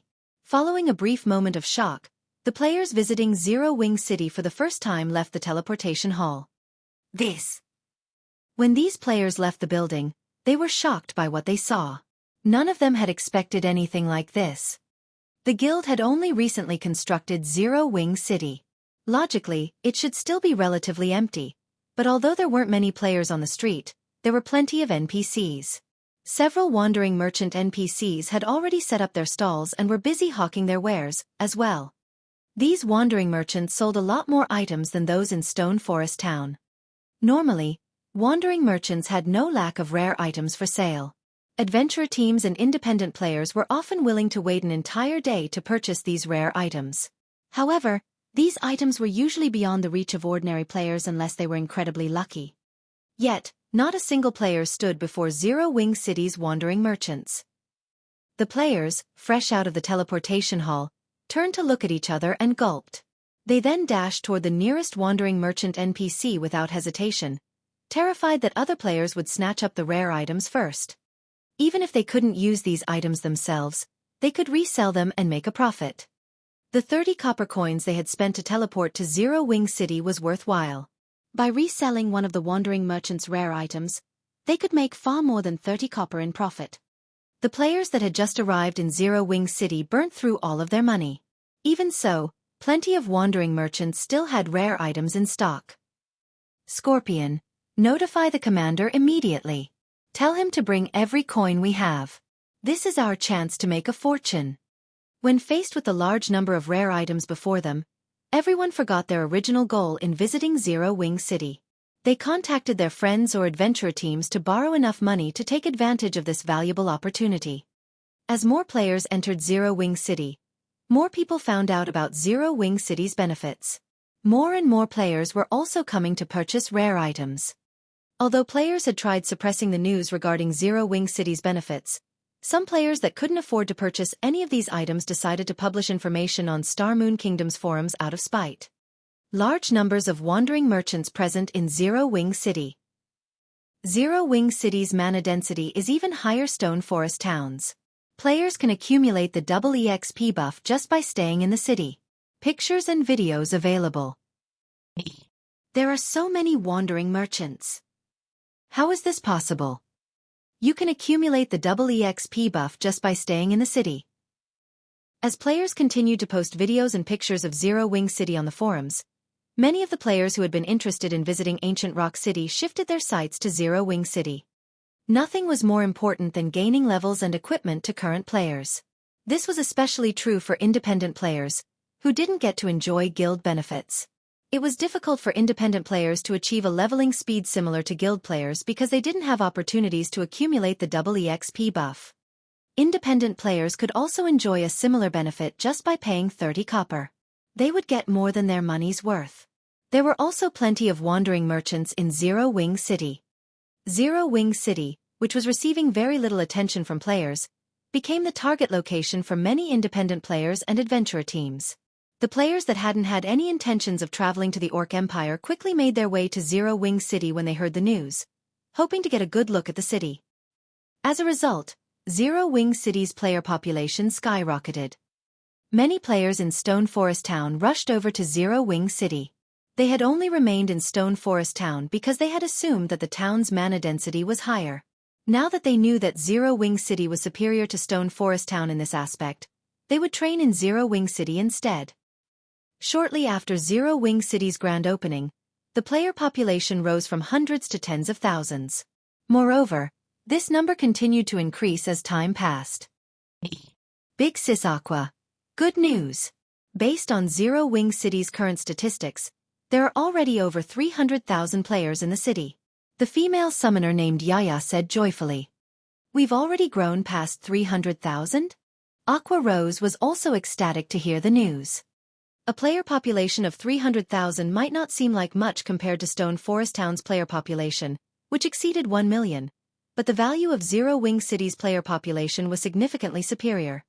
Any player that entered Zero Wing City would have to pay a 30 copper entrance fee. Since Zero Wing City's player population had exceeded 300,000, that meant the city had already collected over 900 gold in entrance fees. This was net profit. As more players visited Zero Wing City, the city's income would continue to rise. It was only a matter of time before the city's population exceeded 1 million. If Zero Wing City had a floating population of 1 million, the guild would make 3,000 gold in net profit every day. Even the candlelight trading firm wasn't capable of making that much net profit in a single day. There was also the income from Zero Wing City's hotels and battle arena. The income from these two establishments would likely be on par with the entrance fees. They also had the rental fees from shops. Big Sis Aqua, several merchant players and adventurer teams have contacted us again. They've stated that they wish to rent the city's shops. Are we really going to give them the new conditions?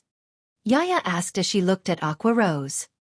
The conditions Aqua Rose had proposed were simply ruthless. She worried that the merchant players would flee once they informed them of the changes. Of course. Once Zero Wing City's player population hits 1 million, we're going to increase this price further. Aqua Rose said with determination. Yaya didn't know that Zero Wing City was still an empty shelf. The many 2-star and 3-star NPC merchants Zero Wing City had contracted hadn't built their shops yet. Once their shops were complete, not only would they sell items at a more reliable rate than the wandering merchant NPCs, but they would sell even higher valued items. Even more players would be attracted to Zero Wing City then. Even a population of 2 or 3 million might not be impossible, much less 1 million. I understand. When Yaya heard Aqua Rose, she could not help but pity those merchant players. Had they agreed to lease Zero Wing City's shops earlier, they would have been able to take advantage of the sudden development and made a huge profit. Now Aqua Rose would fleece them of every coin they had. Following which, Yaya relayed Aqua Rose's conditions to the merchant players trying to conduct business in Zero Wing City. This is fraudulent. Is Zero Wing that desperate for money? Crap. A shop on a plot of land with good potential costs 400 gold a week. I might as well just buy a shop in a guild town. The merchant players that received Yaya's message paled and cursed Zero Wing. If they tried to rent a shop on a plot of land with good potential, they would have to add over 57 gold to their daily expenditures. How many items would they have to sell to earn that back? Only large-scale merchant guilds would possibly dare to rent such an expensive shop. These large-scale merchant guilds were made up of merchant players spread across multiple countries. With their wide range of connections, they would be able to obtain many items that would be of great interest to players. 400 gold for a plot of land with good potential? It seems Zero Wing is confident in its city's development. Susie, whom Xueqi had met in Stone Forest Town's advanced auction house, smiled when she received Yaya's reply. This is a good opportunity. I might not be able to rent a shop on a plot of land with good potential, but I should be able to rent a shop in the city's outer area. Although a large number of merchant players chose to give up on doing business in Zero Wing City, there were still a few of them that decided to bite the bullet and rent a shop in the city's outer area. Although the rental fee of 240 gold per week was still expensive, at least they could save on some of their cost. As Zero Wing City became increasingly popular, Xueqi had arrived at the Dark Den Central area using Moloch's ring. The World Summit. This was a place created by numerous gods.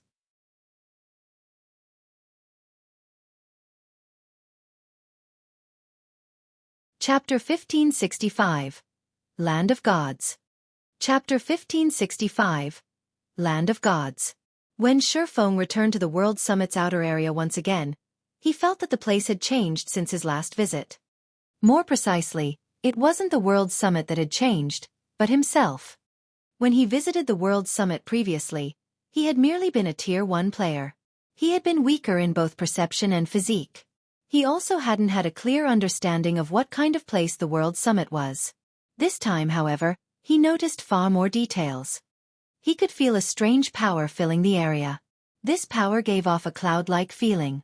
Although it felt vague, it had even suppressed the disintegration power's effects in his body. The disintegrated debuff had weakened his basic attributes by 50%. Now, his basic attributes were only 30% less than normal. This strange power's effect was striking. Moreover, the closer he got to the World Summit, the stronger the strange power became. Sure enough, the World Summit is extraordinary.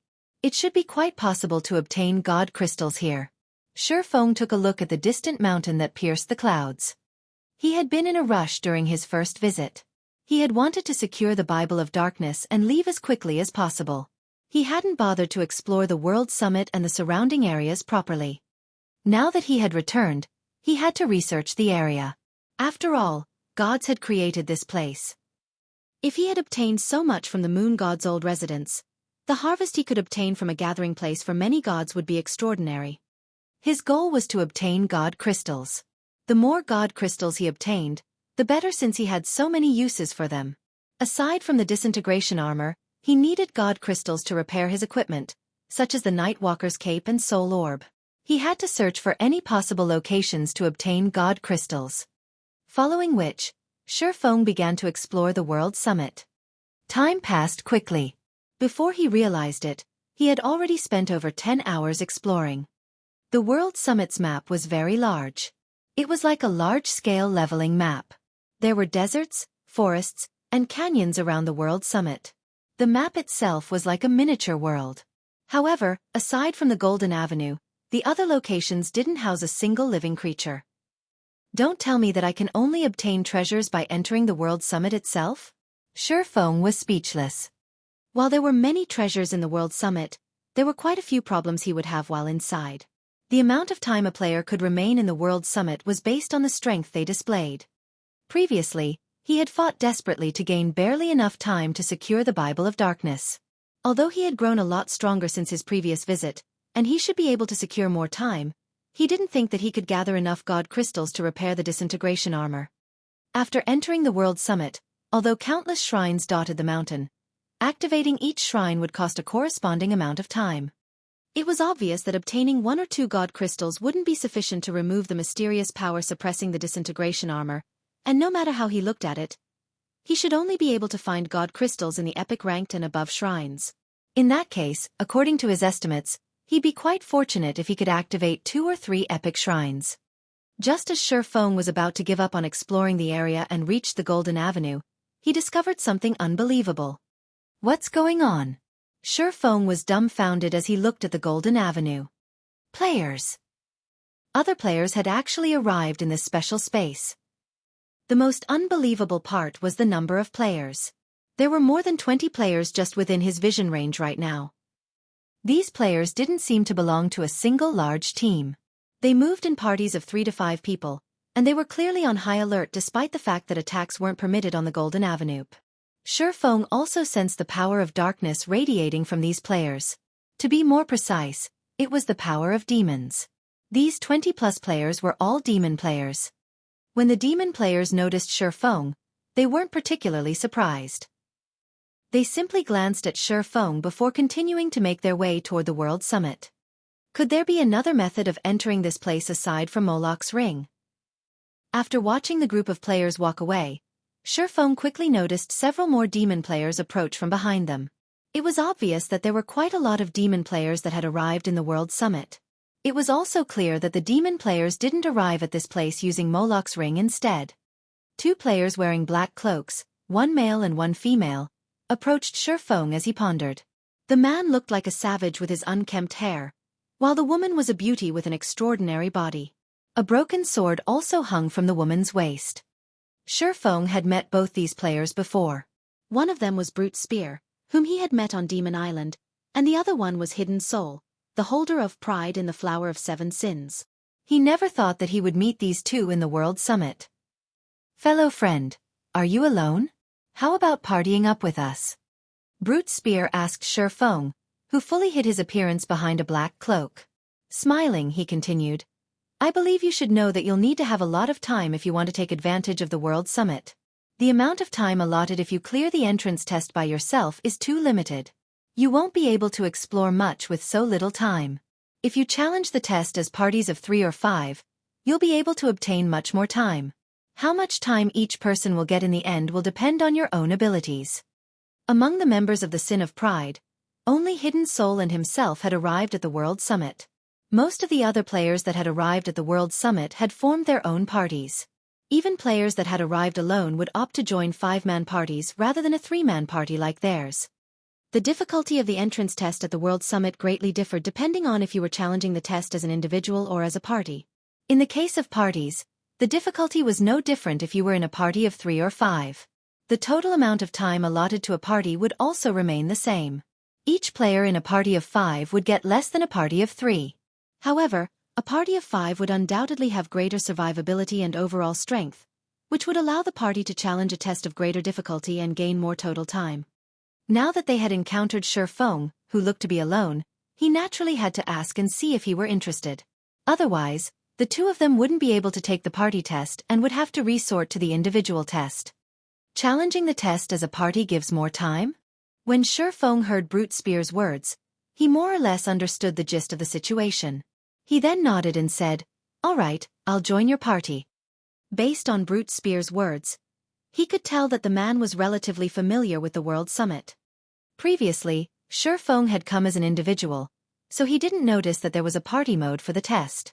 Judging by how experts like Brute Spear and Hidden Soul were willing to accept a stranger like himself into their party before even confirming his strength, he could tell that the party test was much more rewarding than the individual test. Otherwise, Brute Spear wouldn't bother inviting him at all.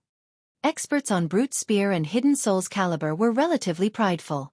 If they were capable of achieving their goal on their own, they wouldn't ask for help, especially not from a stranger. "Ha ha ha! Wonderful! Brother, it seems you're quite a sensible person as well. If something can be done in a party of 3, there's naturally no need to do it in a party of 5. Let's hurry up and head for the test, then." Brute Spear laughed when Xueqi agreed to his invite.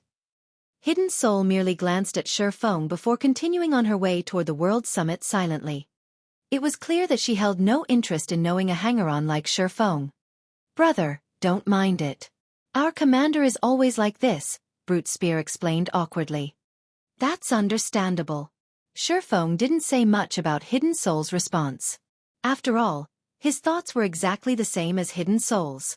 They were merely using each other for their own benefits and were far from being friends. There was naturally no need to act chummy with each other. Xueqi, Hidden Soul, and Brute Spear walked along the Golden Avenue and made their way towards the World Summit.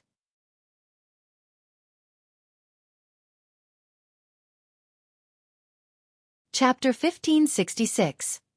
Epic Party Test. Chapter 1566. Epic Party Test. After reaching the altar at the World Summit's foot, Xueqi discovered that there were easily over 100 players. The majority of these players wore black cloaks, but there were some that didn't hide their identities and levels. There sure are a lot of experts. Xueqi looked at everyone.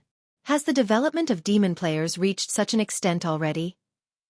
Even the weakest player present was level 48, while some had already reached level 49. These players could easily rank at the top of an empire's ranking list. These players also had the capability to transform into demons, which would further enhance their strength. The players that hid their names and levels were likely also powerful. There were many non-human races in God's domain. The demon race ranked near the top in terms of strength. However, these races generally developed slowly during the early stages of the game. On their way here, Xueqi had learned from Brute Spear that every demon player capable of entering this place was a demon noble. This was a benefit available only to demon players who had become demon nobles. However, it was not easy to come to the World Summit, either. They not only had to pay 1,000 magic crystals, but they also had to complete many quests from a demon king. They would only gain one chance to enter the World Summit after they had accumulated sufficient contribution points. There was only one opportunity to enter the World Summit every 3 days. In God's domain, it was extremely difficult for demon players to obtain a noble rank. There were over 100 demon nobles here now. One could already imagine how many ordinary demon players there were in God's domain. Meanwhile, even at the lowest demon noble rank, Tier 1 demon players would have their physique and basic attributes improved enough to rival ordinary Tier 2 players when they transformed into demons. The 100-plus demon players present could already be considered Tier 2 players. A party of 5 was just finishing their battle at the altar when Xueqi's group approached it. As the 5 players sat on the floor panting, expressions of excitement surfaced on their faces. What a powerful party! Although just barely, they actually cleared the Dark Gold test. They'll have a good time inside the World Summit. Not only would they gain the key to open Dark Gold shrines, but they can also visit a few fine gold shrines. It's a pity that they're a 5-man party. If they were a 3-man party instead, they'd have enough time to visit 2 Dark Gold shrines even if their test just barely made the mark for Dark Gold rank. If they hurry, they might even get to enter 3 Dark Gold shrines. Even so, it's already a good result. After all, the previous few parties have cleared the fine gold test. Envy and admiration filled the players below the altar as they looked at the party on it. There were also some that pitied the party. Based on everyone's reactions, it was clear that they were all familiar with the World Summit's entrance test. Even without the system's notifications, these players could guess the rank of the test the party of 5 undertook. No wonder they said that parties get more time. So this is the case. Realization dawned on Xueqi as he watched the battles on the altar. After watching several parties of demon players challenge the entrance test, he more or less understood how the party test worked. Compared to the individual test, the party test presented players with a considerable advantage. For the individual test, players were required to go up against 10 monsters simultaneously. For the party test, regardless of its size, players would have to go up against only 20 monsters simultaneously. Of course, there were also downsides for challenging the party test. First, the monster's minimum standard one could challenge in the party test was different. For the individual test, the weakest monster available for players to choose from was a common monster, whereas the weakest monster available for the party test was a special elite. Second, it was far more difficult for parties to achieve the Dark Gold rank in their tests. For example, when Xueqi challenged the test, he was able to achieve the Dark Gold rank just by challenging 1 lord and 9 chieftains. Parties needed to challenge a minimum of 1 great lord, 5 high lords, and 14 chieftains. The difficulty for parties was considerably higher. Players were able to exhibit greater strength in a group than monsters though. If a party of 5 had a good class configuration, such as having 1 MT, 1 healer, and 3 DPS, the party would have a good chance at clearing the Dark Gold party test. Moreover, the entrance test allowed external items. Only summoning scrolls and personal guards were barred. Hence, it wasn't impossible to clear a Dark Gold party test. Among the several parties Xueqi had watched clear the Dark Gold party test thus far, most of them had relied on magic scrolls and special tools.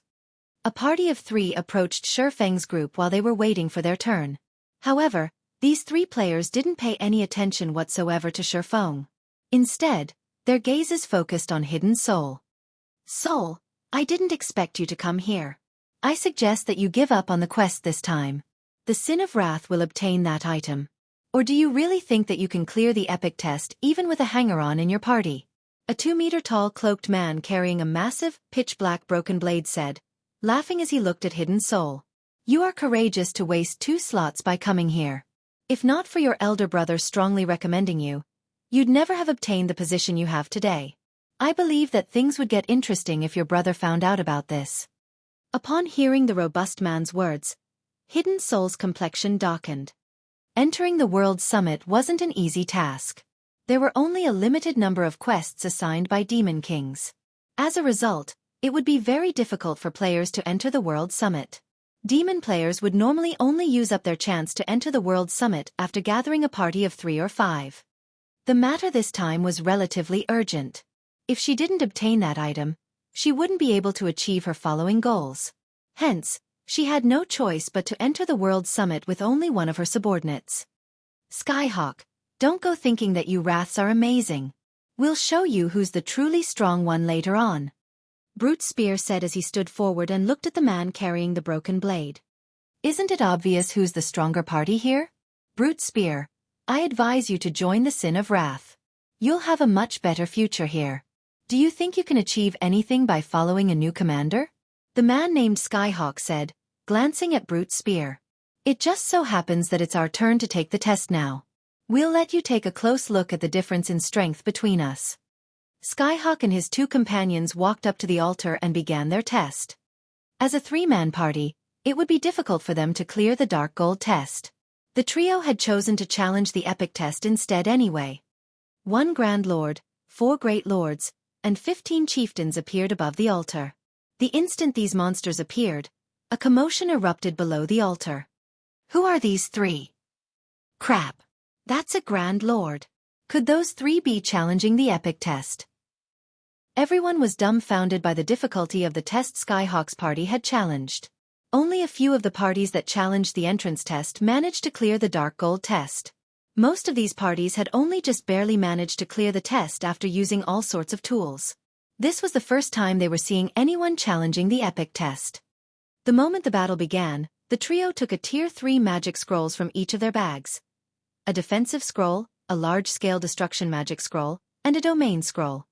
The monsters that appeared above the altar had much lower HP than ordinary monsters. They also possessed monotonous skills, making them relatively easy to kill. Before using the 3 magic scrolls, the trio simultaneously used their berserk skills. Then, they each took out and drank a potion. The mana surrounding them went berserk. The burning mana potion? Xueqi was slightly surprised when he saw the potion the trio consumed. The burning mana potion was a master-ranked potion.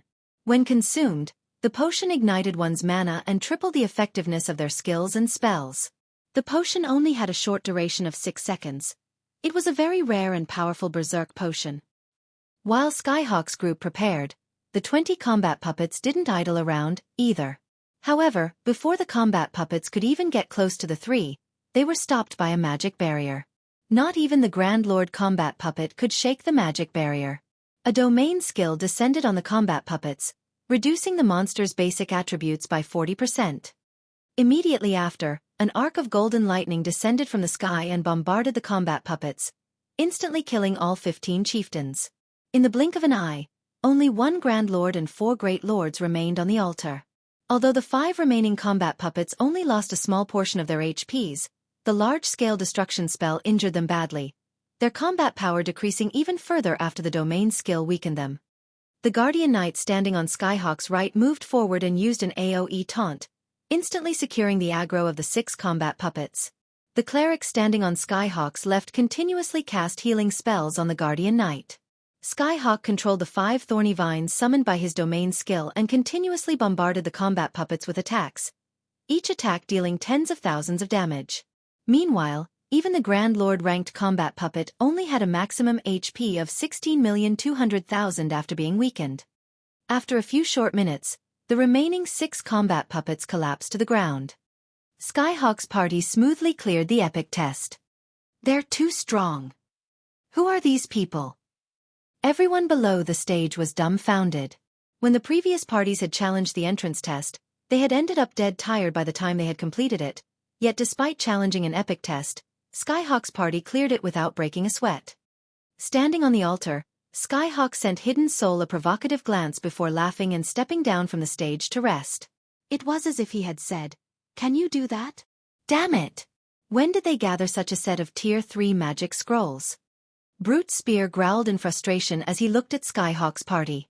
Envy flashed in his eyes. Although Hidden Soul didn't comment, she didn't look pleased. It'll be our turn in a moment. I've already stated our goal. We aim for epic rank. If you wish to withdraw, you can do so now. I won't try to force the matter. You've already seen the difficulty of the epic test. If you wish to continue, I only have one request, although I don't know how powerful you are exactly, and that is to figure out a way to distract 1 Great Lord, Hidden Soul said as she turned to Xueqi. Truthfully, the epic test was far more difficult than she had expected. Although she had prepared, she wasn't confident of clearing the test. Players only had one opportunity to challenge the entrance test during each visit to the World Summit. If they failed, they would have to wait until they returned. There are no problems on my side. Xueqi nodded. Epic rank had been his goal all along. Commander, you see? I knew I picked the right person. Brute Spear said and laughed when he saw Xueqi's unwavering attitude. Hidden Soul simply smiled and didn't say anything else. After another party finished their test, Xueqi's group's turn to challenge it finally arrived. All right, let's go. Hidden Soul started walking towards the altar.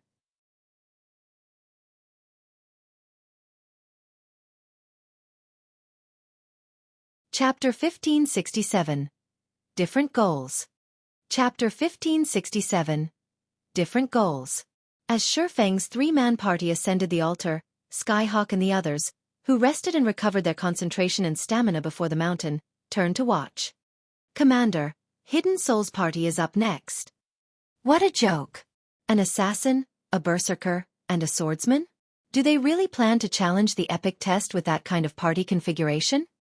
If she really lets these slots go to waste, not even her brother can help her keep her position. After sending Hidden Soul a contemptuous glance, Skyhawk closed his eyes and focused on recuperation, paying no attention to the upcoming battle. He had severely depleted both his stamina and concentration in the previous intense battle. Although the World Summit was a relatively safe place, it was not completely void of danger. He had to remain in peak condition.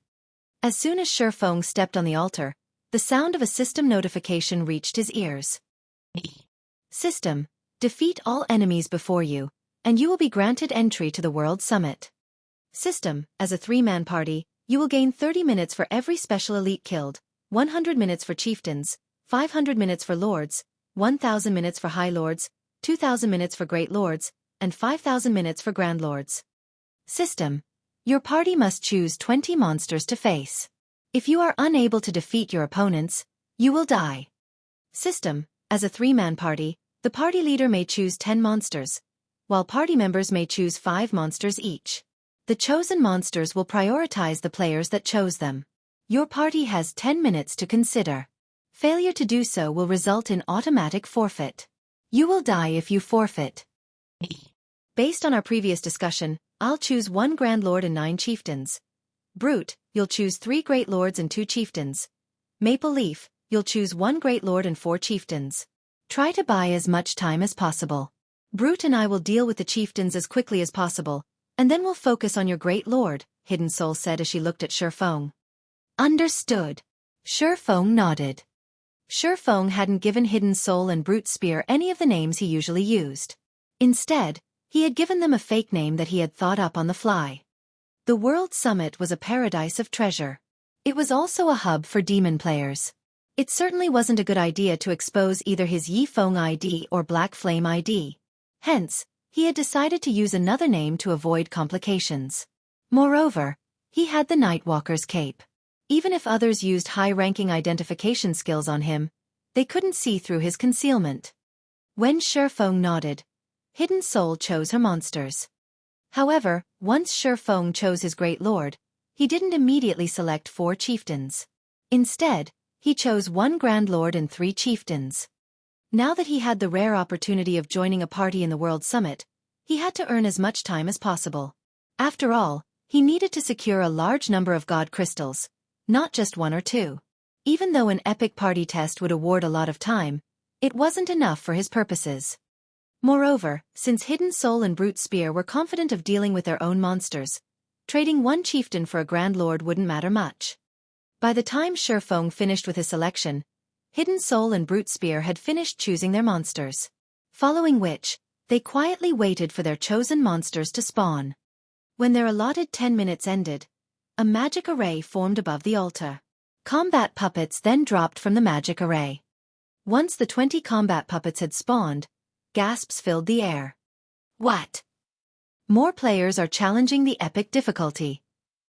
Ha! Wait. Why are there 2 Grand Lords? Did they select 1 by accident? That shouldn't be the case. How could they possibly mess up such an important decision? If they really made a mistake, they'll lose their lives. Everyone below the altar was dumbfounded when they saw the combat puppets. In their opinion, the epic party test was already difficult enough. Adding a single Great Lord would amplify the test's difficulty, not to mention adding an extra Grand Lord. Although Skyhawk's party seemed to have cleared the epic test relatively easily, it had been the result of precise calculation. The Guardian Knight had only tanked 1 Purgatory puppet and 4 Magisteel puppets due to the domain skill suppression. However, had there been 1 more Magisteel puppet, the Guardian Knight would not have been able to maintain his HP above a safe margin. In that case, Skyhawk's party would have likely died before the combat puppets. The players weren't the only ones who were stupefied. The sudden arrival of 2 Grand Lords on the altar stunned Hidden Soul and Brute Spear. Purgatory Puppet, Grand Lord. Level 49. HP 27, 000, 000/27, 000, 000. Magisteel Puppet, Great Lord. Level 49. HP 16, 000, 000/16, 000, 000. Silver Puppet, Chieftain. Level 49. HP 1 400, 000/1 400, 000. It seems that I guessed correctly.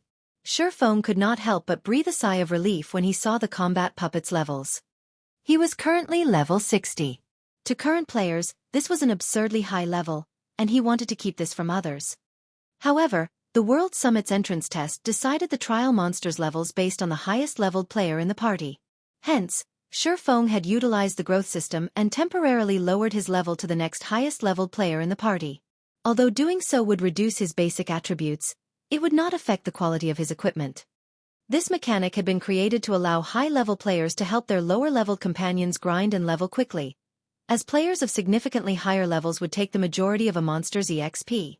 Now, however, this mechanic had helped Xueqi avoid exposing his level and lower the difficulty of the test. Has Hidden Soul lost her mind? Skyhawk was astonished when he saw the 2 Purgatory puppets on the altar. He had personally experienced the power of a Purgatory puppet. Although it didn't have as much HP as a normal Grand Lord, its combat power was the real deal.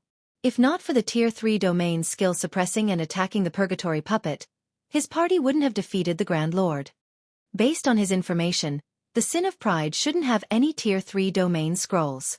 Even if Hidden Soul had one, how could a berserker like Brute Spear possibly hold 2 Grand Lords on his own? Hidden Soul's party didn't even have a healer. Everyone was flabbergasted. But what they didn't know was that Hidden Soul was more confused than any of them. However, once the combat puppets appeared, they didn't give Hidden Soul much time to consider the surprising development. Immediately, the 20 combat puppets charged at the 3 players before them. "Commander, what should we do?" Brute Spear panicked. "We don't have any other choice. We'll use our Berserk skills and the 2 Mana Soul Crystals. Then we'll use Tier 3 magic scrolls to kill the chieftains. Kill as many as you can." Hidden Soul gritted her teeth as she took a crystal shard from her bag that radiated a dark purple glow and threw it on the ground. Reluctantly, Brute Spear retrieved a similar crystal shard and did the same.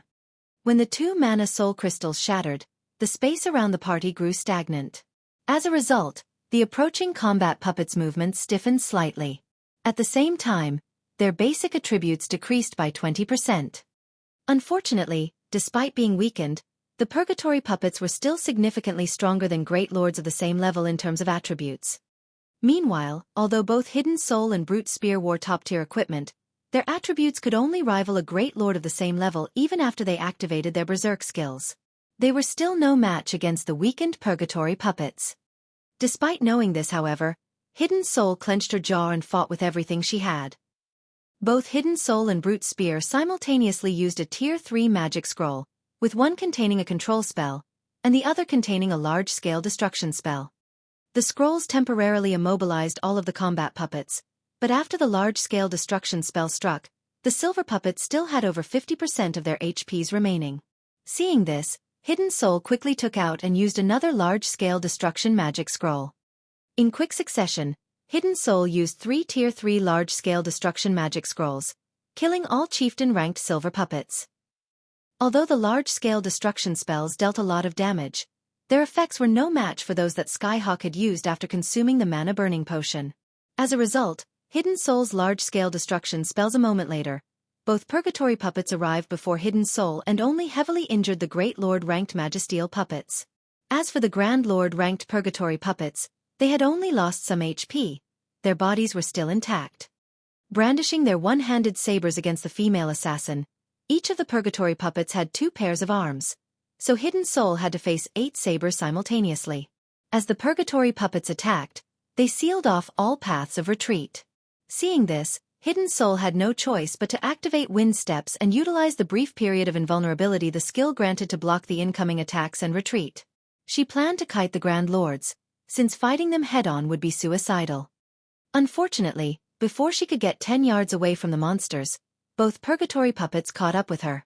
One Purgatory puppet appeared beside her and sent an energy slash to cut off her path, while the other attacked from behind.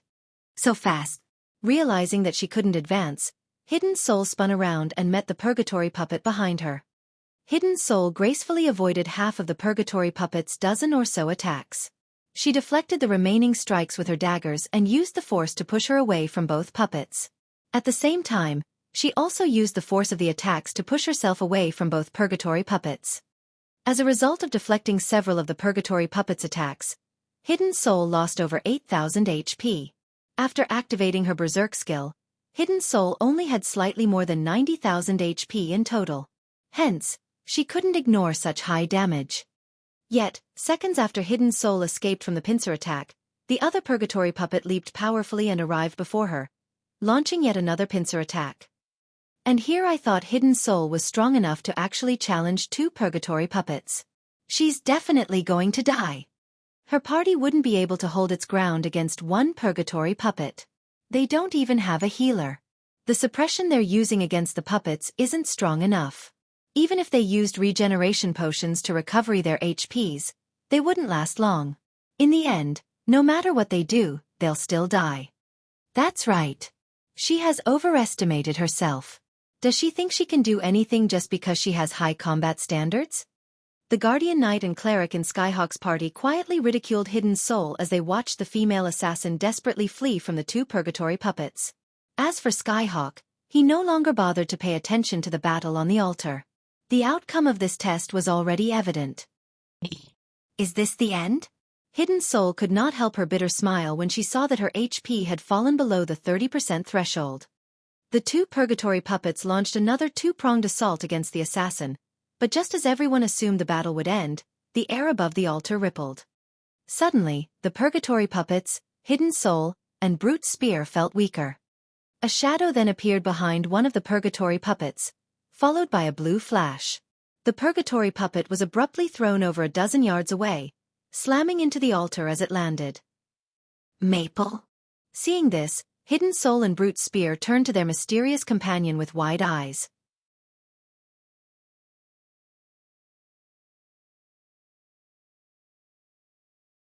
Chapter 1568. Mysterious Demon Expert. Chapter 1568. Mysterious Demon Expert. Shufeng's sudden interference stunned every watching player. Impossible. That's a Grand Lord. What did he do? Grand Lords had an overwhelming strength advantage against Tier 1 players of the same level. At this stage of the game, aside from peak MTs, players could barely block a Grand Lord's attack after activating a Berserk skill. Yet, not only had Xueqi blocked the Purgatory puppet's attack, but he had also sent it flying. Before anyone could react, Xueqi moved again and appeared before the other Purgatory puppet. His sacred sword curved past the puppet's 4 sabers and struck the Grand Lord's chest. Like a bullet, the Purgatory demon's body shot backward upon coming into contact with Killing Ray, smashing into the ground after flying across over a dozen yards. At the same time, a damage of over -20,000 appeared above its head.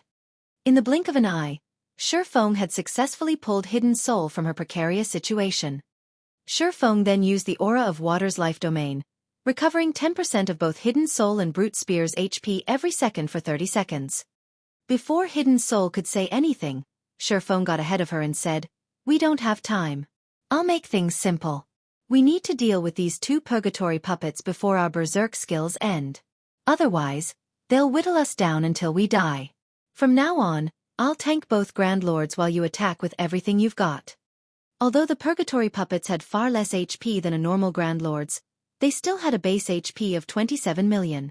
Even after the Mana Soul Crystals and Disintegration Field Suppression, both Purgatory Puppets had retained 60% of their basic attributes, putting their HPs at 16,200,000. This meant that they would recover 162,000 HP every 5 seconds. Even if all 3 players attacked the 2 Grand Lords with everything they had, it would take a considerable amount of time to defeat them. Furthermore, only 2 of them would be free to fight the Purgatory Puppets as Brute Spear was busy with the Great Lord-ranked Magisteel Puppets. They had to make good use of every second they had. Fortunately, after stepping up to the altar, the disintegrated debuff suppressing Xueqi's basic attributes had disappeared, which allowed him to fight at his peak. Even so, he needed to activate a Berserk skill to suppress a Grand Lord of the same level. Once his Berserk skill's duration ended, fighting the Purgatory Puppets would become far more troublesome. Hearing this, Hidden Soul realized the severity of the situation. She nodded and mentally pushed away the questions plaguing her mind. By this time, the 2 Purgatory Puppets had recovered from Xueqi's attacks, staring at the swordsman with emotionless crimson eyes. The Grand Lords then released out an angry bellow, their sabers flashing as they emitted scorching, emerald flames. This move was none other than the Purgatory Puppets' trademark move, Purgatory Blade. It seems the Purgatory Puppets are finally getting serious. It'll be even more difficult to take them down now. When the spectating crowd saw the emerald flames dance on the sabers, they unconsciously gulped.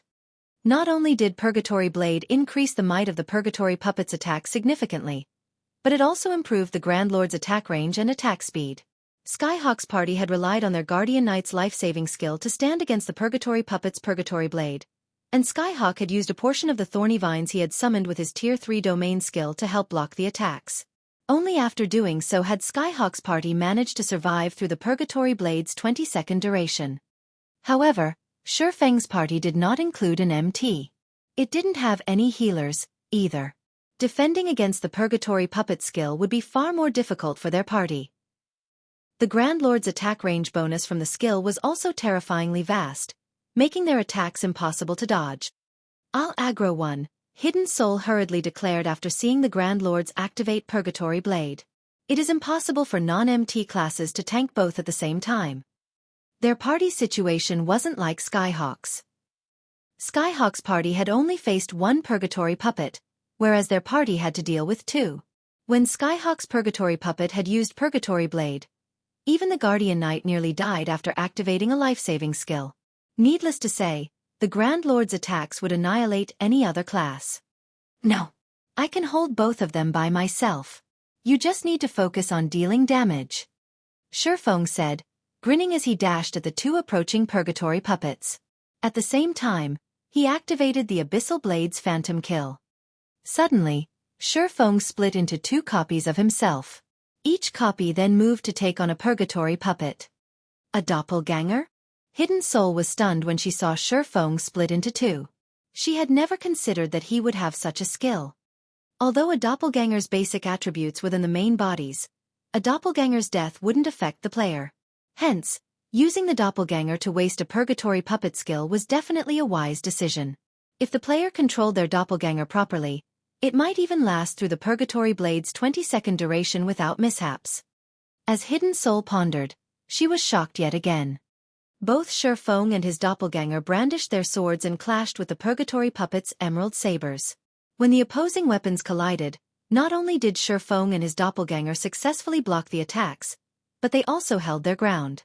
In the end, both Xueqi and his doppelganger blocked every one of the dozen or so attacks each Purgatory Puppet launched. Although the 2 swordsmen lost some HP as the emerald fire burned them, the damage was insignificant with Life Domain's recovery effect. Seeing this, the spectating crowd was dumbfounded. What's going on? Is that really a doppelganger? Aren't doppelgangers supposed to have weaker attributes than the main body? That doppelganger seems just as powerful as the main body. Crap. That guy can actually keep up with the Purgatory Puppet's rapid attacks while controlling both his body and his doppelganger. What kind of reaction speed does he have? Amazing. No wonder they dared to challenge 2 Purgatory Puppets. An expert. He is definitely one of God's domain's monster-level experts. Does anyone know who that is? I know quite a few expert demon players, but I've never seen such a powerful swordsman. As the battle on the altar progressed, the crowd's interest in Xueqi grew exponentially. This was the first time they had ever seen a swordsman block two Grand Lords of the same level by himself. Many of the demon players present even considered trying to befriend Xueqi. The competition was far more intense between demon players than it was between ordinary players.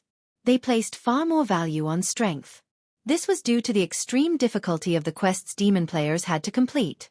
If they could befriend a demon expert like Xueqi, the man might even help them with their quests. With his help, they could rise through the demonic noble ranks.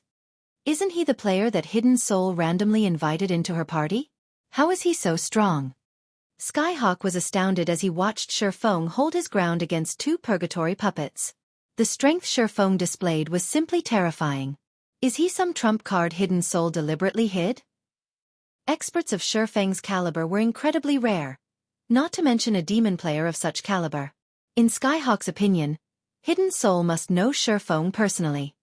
While the spectating crowd voiced their opinions of Xueqi, the two purgatory puppets steadily lost HP. Once Purgatory Blade ended, Xueqi could occasionally launch counterattacks while blocking the Grand Lord's strikes. Every one of his ordinary attacks easily dealt over -20,000 damage, while his skills dealt over -60,000. When he used skills such as Shadow Blade and Flame Burst, his damage soared past -100,000 per hit. Meanwhile, Hidden Soul attacked one of the two purgatory puppets in a frenzy. From time to time, when most of her powerful skills were on cooldown, she attacked with Tier 2 or 3 magic scrolls. As a result, the purgatory puppet she targeted lost HP rapidly. Midway through the battle though, the duration of Xueqi's doppelganger ran out. As a result, Xueqi was forced to deal with two purgatory puppets personally. Fortunately, he had an advantage over his enemies with his attributes, so he could still tank the two combat puppets without much issue. Only, his DPS suffered as a result. Fortunately, under Hidden Soul's full-powered assault, the duo defeated one of the purgatory puppets after 5 minutes of continuous fighting. Defeating one also alleviated the pressure on Xueqi. Since he used the power of darkness, the attribute enhancement remained intact even after fighting for so long. In contrast, Hidden Soul's berserk skill had long since ended, and she had no choice but to transform into her demon form to increase her combat power. When Phantom Kill's cooldown ended, Xueqi summoned his doppelganger once more, significantly increasing their total DPS. In the end, Xueqi still had 1 minute with Power of Darkness by the time the final purgatory puppet collapsed. As for the remaining Great Lord-ranked Magisteel puppets, Xueqi's basic attributes were far superior even without a berserk skill. Furthermore, his berserk skill was still active. Following which, Xueqi easily pushed around the Magisteel puppets. When the final Magisteel puppet died, the crowd below the altar fell silent. These players only recovered from their daze after a few seconds. Xueqi and his two companions heard the sound of a system notification.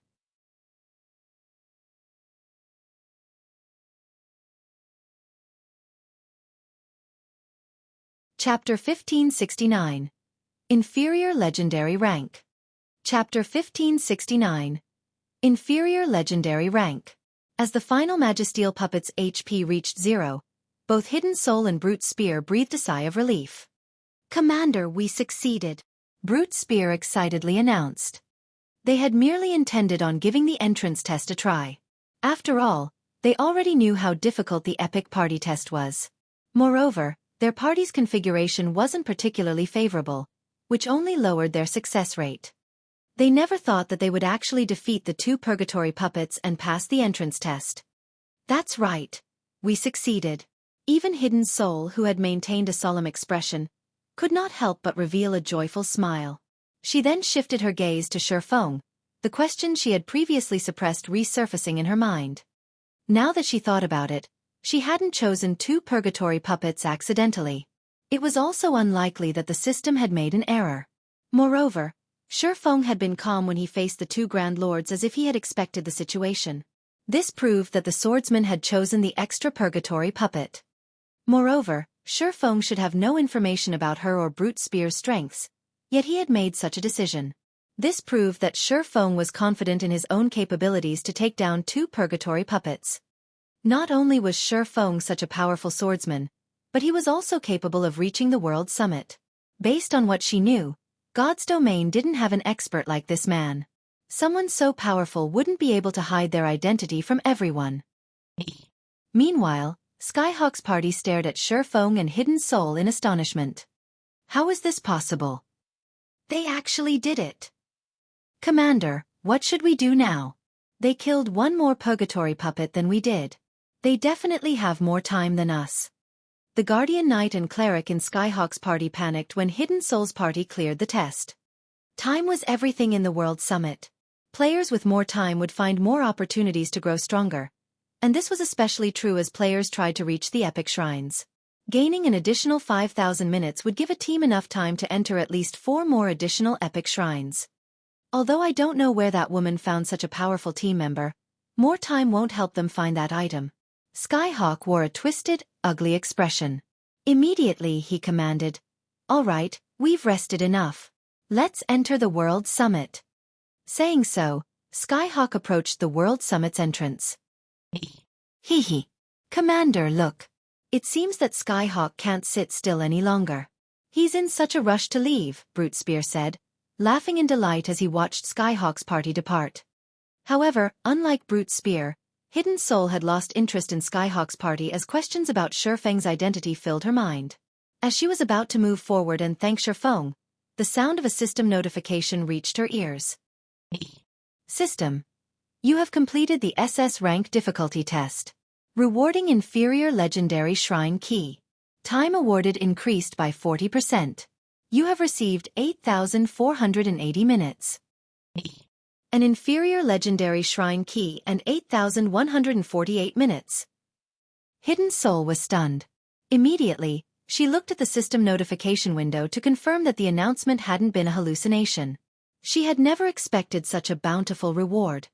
Based on her calculations, the best-performing party could only learn around 7,000 minutes after completing an epic party test.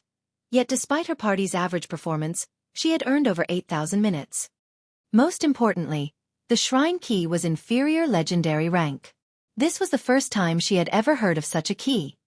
One could only open a shrine of equal or lower rank with a high-rank shrine key in the World Summit. Without a key of corresponding or higher rank, players wouldn't be able to unlock the doors to the shrines. Even Xueqi was ecstatic. His performance had been the best in the party, and thus, he had received more time than his companions. In total, he had earned 13,580 minutes, 6 times the amount he had earned during his first visit. He would have ample time to search for God crystals in the World Summit. Brother Maple, we really have to thank you for your help. We'll be able to proceed with our quest far more smoothly. If you run into any trouble in the future, feel free to contact me. If you want to deal with someone, my commander and I can deal with most of God's domain's experts. Brute Spear said, grinning as he walked up to Xueqi. Hidden Soul nodded and expressed her agreement with Brute Spear's offer. She admitted that Xueqi was quite strong in a head-on confrontation. However, she was a professional with assassination and ambushing. She doubted that she'd lose out to Xueqi when focusing on a single target. All right. If I need anyone killed, I'll make sure to give you a call, Xueqi said, nodding. He did not try to reject Brute Spear's goodwill. Although the Flower of Seven Sins wasn't yet fully developed in God's domain, it wasn't an organization that ordinary superpowers had any hope against. Moreover, there wasn't any enmity between him and the organization. Most of the encounters he had had with the Flower of Seven Sins thus far had been due to other players hiring its services. Such dealings were very normal for an assassin organization. It was unlikely that the Flower of Seven Sins had a grudge against him. Xueqi added both Hidden Soul and Brute Spear as friends, but due to his demon mask, his name registered as Maple Leaf in their friends list. Now, if he really had to deal with someone in the future, he could ask Hidden Soul for help. Once the entrance test was over, Hidden Soul and Brute Spear decided to rest before entering the World Summit. The previous fight had taken a huge toll on their stamina and concentration. Xueqi, however, had no intention of resting. Instead, he parted ways with Hidden Soul and Brute Spear before entering the World Summit on his own. Xueqi hadn't wanted to avoid resting, but he didn't want others to discover his intentions. After some light conversation, Xueqi made his way towards the World Summit's main entrance. As he departed, Hidden Soul felt a little lost and crestfallen. "Commander, we really got lucky. If we hadn't come across Brother Maple, we would have had to watch Skyhawk's party enter the World Summit and search for the item. If Skyhawk knew that we earned inferior legendary shrine keys, he'd lose his mind," Brute Spear said, sighing ruefully as he watched Xueqi's departing figure. "It's a pity that Brother Maple seems to have some business of his own. If we could have convinced him to enter alongside us, we'd have a far better chance of obtaining that item." "Commander, you should have at least tried to convince him. Who knows? He might have agreed. He's already helped us quite a bit." "Don't get too greedy," Hidden Soul said as she eyed the grinning berserker. "Commander, the boss has been looking for an expert to help him for a while now. Why don't we recommend Brother Maple? With his strength, Brother Maple shouldn't have any issue catching the boss's eye," Brute Spear said. "Not only would Brother Maple be able to help out the boss, but he might even be interested in that matter." "Perhaps." Hidden Soul nodded in agreement. While Hidden Soul and Brute Spear conversed, Xueqi arrived in the World Summit. The World Summit was far more lively than it had been during his previous visit. Plenty of players even occupied the bronze area. Some players were even fighting over shrines. But Xueqi had no intention of staying in the bronze area, and he charged towards the top of the mountain.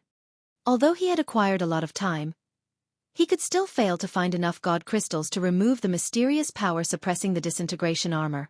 He couldn't afford to waste a second on low-quality shrines. Without any hesitation, he dashed towards the epic shrines. However, as Xueqi was about to climb the staircase to the next area, an enchanting beauty with 3 pairs of pitch-black wings appeared before him. As the woman hovered in the air, she radiated an aura that suggested that she could triumph over all beings. This woman was none other than the fallen angel Serena. "Interesting. Someone has finally obtained the inferior legendary shrine key after so long?" Serena smiled as she gazed down at Xueqi.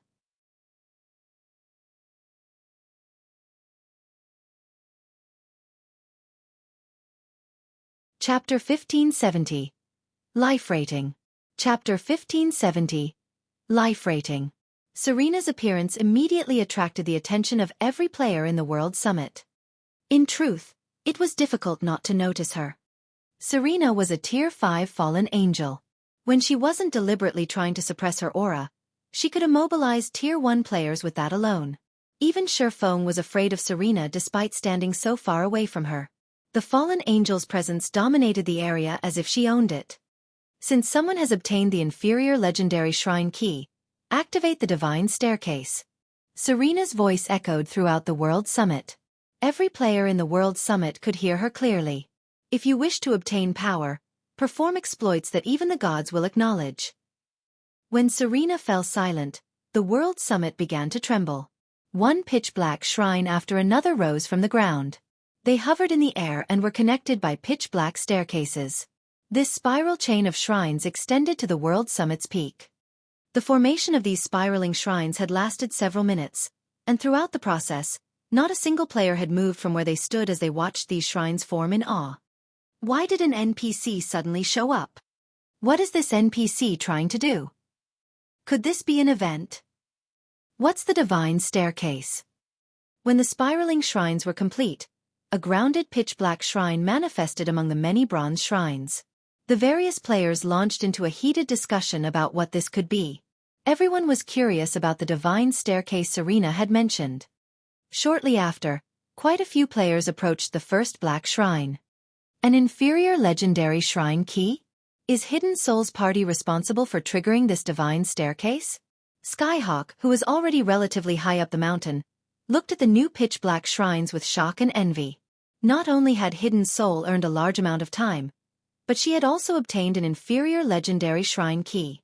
Thinking up to this point, he immediately commanded his companions, "Let's go. We have to take a look at the new shrine." At this point, he could do nothing about the inferior legendary shrine key. After all, it was a bound item. But he could get a clear idea of the divine staircase's function. When players reached the grounded shrine, they examined the rules on the stone monument beside it. These players instantly revealed excited expressions. God! This divine staircase is amazing! Damn it! If I knew something like this would happen, I would have waited to come to the World Summit. These players gazed at the stone monument as if they were looking at a peerless treasure. How generous! Xueqi was just as surprised when he read the divine staircase's rules. Unlike the shrines around the World Summit, the divine staircase's shrines didn't require corresponding keys or time to unlock. Rather, players had to rely on their own power to ascend to the next shrine. Since it didn't cost time to climb the divine staircase, players could explore its shrines as long as they had time remaining. However, the number of times they could climb the divine staircase depended on the type of shrine key the players carried. Players could only climb the divine staircase once if they had a bronze shrine key, while mysterious iron keys would allow players to climb the staircase twice. Secret silver keys granted players 3 entries, fine gold keys granted 4, dark gold keys granted 5 entries. Epic keys would allow players to climb 7 times, and inferior legendary keys allowed players access to the divine staircase 10 times. However, once players exhausted their entries, they'd be forced out of the World Summit regardless of how much time they had remaining. Meanwhile, each time players cleared a pitch-black shrine, they would earn a corresponding number of shrine points. They could then use these shrine points to purchase various items available in the World Summit. Players didn't need any specific qualifications to purchase these items. As long as they had the required number of points, they could buy any item they wanted. Xueqi wouldn't have been overly surprised if the items available were merely top-tier weapons and equipment. Even epic weapons and equipment. The World Summit had plenty of epic shrines, and as long as players clear the epic ranked entrance test, they could easily obtain epic items from the appropriately ranked shrines. What surprised Xueqi was the fact that players could use these SPs to improve their life rating. It was common knowledge in God's domain that improving one's life rating was extremely difficult. Improving one's life rating wasn't just a matter of a stronger physique. Rather, it was a life transition.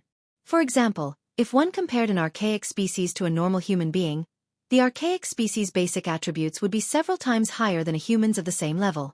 This was the difference of a higher life rating. This was also why archaic species became more difficult to deal with as they rose in level. Although players could improve their life ratings by upgrading their tiers, the improvement was minuscule. For example, an ordinary Tier 5 player's life rating was only slightly higher than an ordinary Tier 1 player's. This was also the reason that Tier 5 players were significantly weaker than Tier 5 monsters. The attribute difference wasn't much during the early levels, and players could easily close the gap with top-tier weapons and equipment. However, as players rose in levels, particularly after passing level 100, the advantage of a higher life rating would become apparent and would only become more evident as players progressed in the game. At which point, players might be able to kill other players of higher tiers, but they'd be dreaming if they thought they could take out monsters of higher tiers. Only after reaching Tier 6 would players truly transition. Tier 6 players' life rating was worlds apart from ordinary Tier 5 players. At Tier 6, players would also qualify to challenge Tier 6 gods. Meanwhile, players could actually improve their life ratings with the shrine points from the divine staircase. Why wouldn't Xueqi be shocked? Based on his knowledge, the players that had managed to improve their life ratings by other means than upgrading tiers had been exceedingly rare even after 10 years in God's domain. Even if players found some way to do so, it would be incredibly difficult, and they'd have to rely on luck and strength. In the past, God's domain's various superpowers had fought frequently over such opportunities. By securing such an opportunity, they could give their players a better chance of reaching Tier 6. In fact, the benefits of improving one's life rating were even more valuable than ordinary legendary items. Xueqi had never thought that the divine staircase before him would be such an opportunity. However, when he saw the price of improving one's life rating, he was speechless. Even the cheapest bloodline required 100,000 shrine points and 1 exploit. Passing the first pitch-black shrine only awarded 10 SPs. Although the others would award more, one still had to pass a considerable number of shrines to accumulate enough SPs to purchase the bloodline. Furthermore, Xueqi had no idea of how to perform an exploit, and the rules didn't mention anything about it.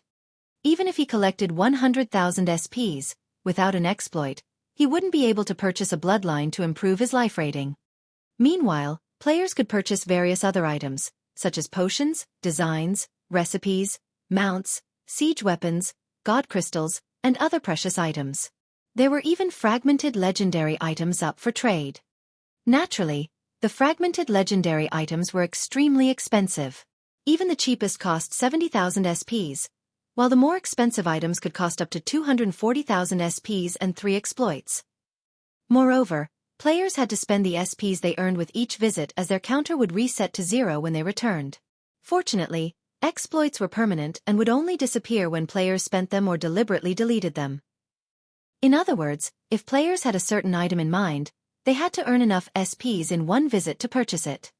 Even so, the crowd before the first Black Shrine drooled over the prospects of treasure. After all, fragmented legendary items were practically illusory to current players. In fact, there hadn't been any news of a super guild obtaining one thus far. Suddenly, many players dashed into the first shrine and began their ascension. Xueqi didn't dawdle either, entering the shrine before him. This was a rare opportunity to secure a bloodline for himself, and he had plenty of time. It'd be a huge waste if he didn't attempt it.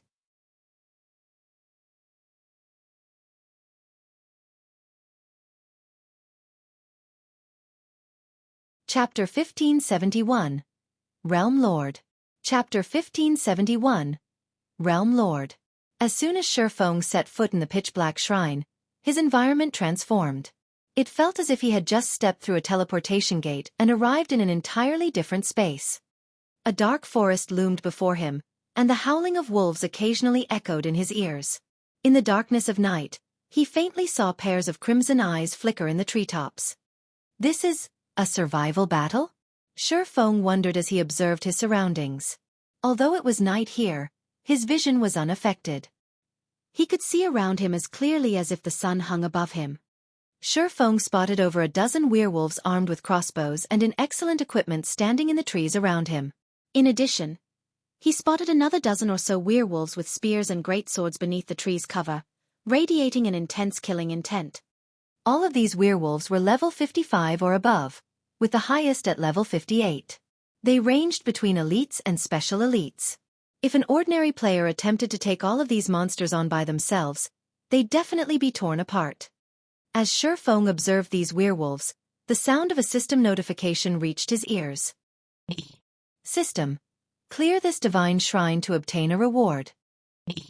When the system notification ended, a system map appeared in the corner of Xueqi's vision. A teleportation point had been marked on the map in the heart of the forest. It was obvious that he had to reach said teleportation point to leave the divine shrine. However, before Xueqi could examine the map closely, the werewolves in the treetops began to attack, the triple-loaded crossbows releasing their bolts at him simultaneously. At the same time, the werewolves on the ground began to close in, forming a tight encirclement around him. How troublesome. It seems that the system banned teleportation skills, as well. I guess I have no choice but to run to the target. When Xueqi had noticed the werewolves' attacks, he had attempted to use space movement, teleporting to the destination directly. Unfortunately, teleportation skills were prohibited in the divine shrine. He had no choice but to unsheath Killing Ray and retaliate.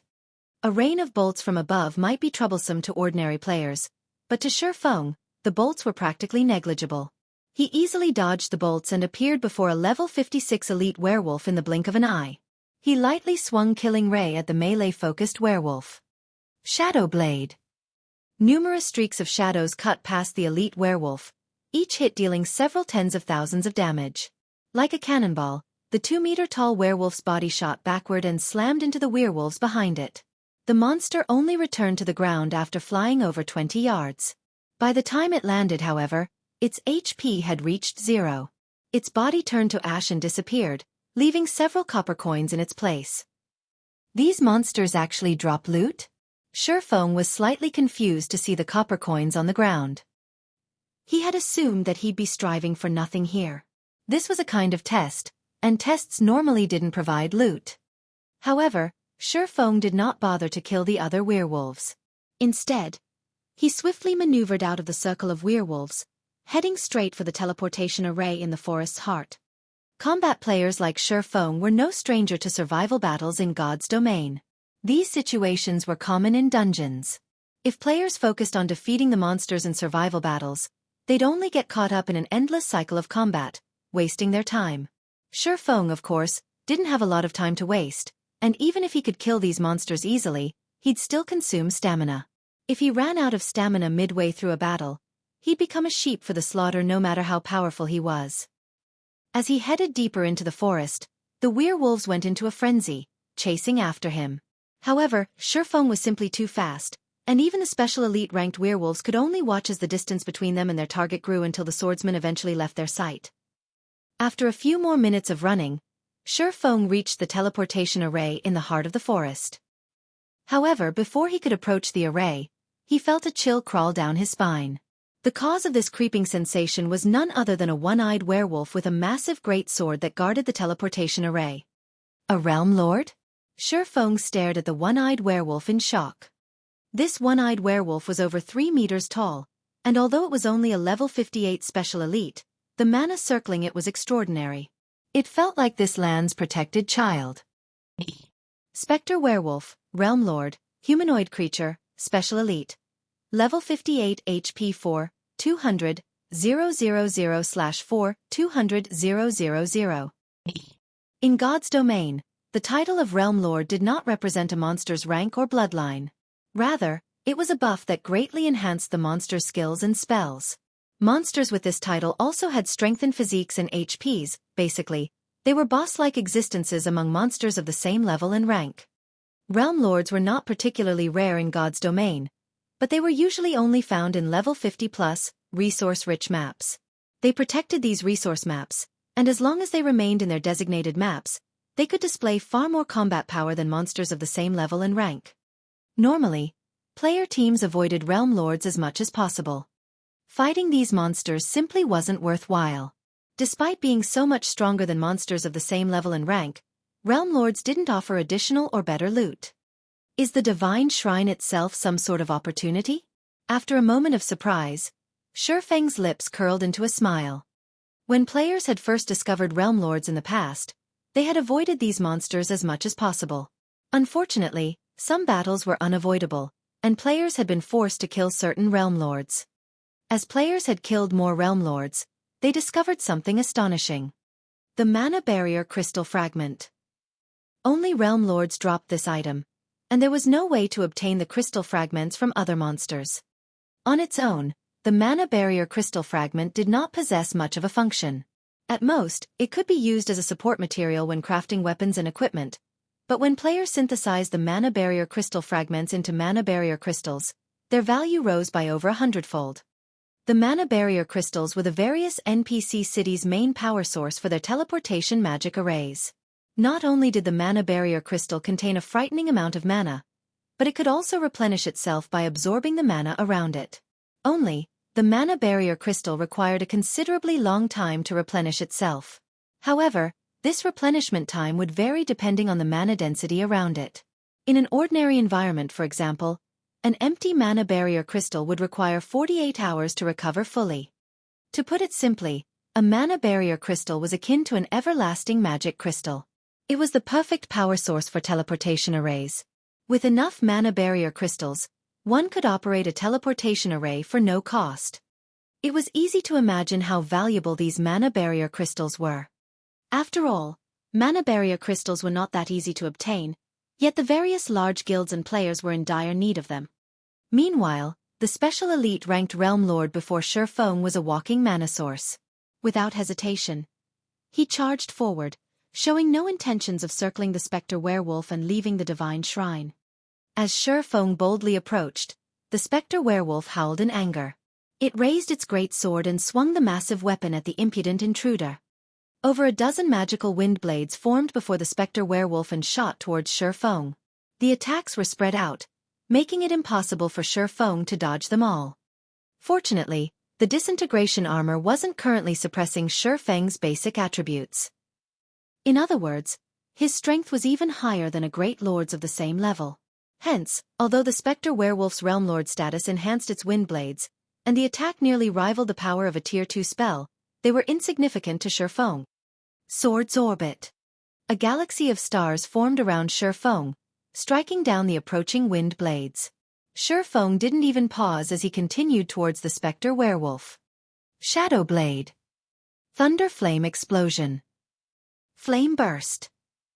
When Xueqi reached the Spectre Werewolf and began to bombard it with attacks, the Special Elite's 4,200,000 HP drained like flowing water. Despite the Spectre Werewolf's struggles to fight back, it was powerless to change its fate. In the end, Xueqi's swords devoured its HP. It then collapsed, transforming into a dark mist and scattering in the wind. The Berserk mana, which had surrounded the Spectre Werewolf, calmed as a result. At the same time, a pair of level 50 bronze plate armor boots, a dark crystal shard, and several dozen copper coins appeared on the ground. Although the loot was not particularly impressive, Xueqi's eyes glowed when he saw the dark crystal shard. This shard was none other than the mana barrier crystal fragment.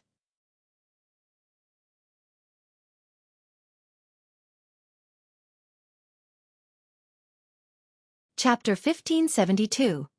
Blackwater Visits. Chapter 1572. Blackwater Visits.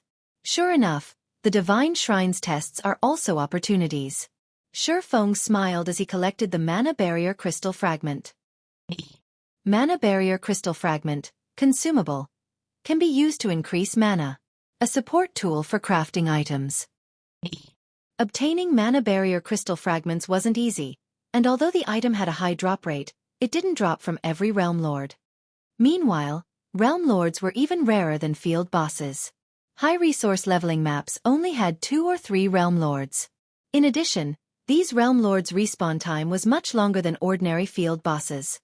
When the various large guilds had discovered the benefits of killing Realm Lords in the past, many guild wars had broken out over these monsters.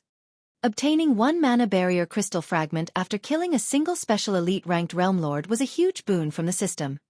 Each Mana Barrier Crystal Fragment had sold for around 30 gold in the past.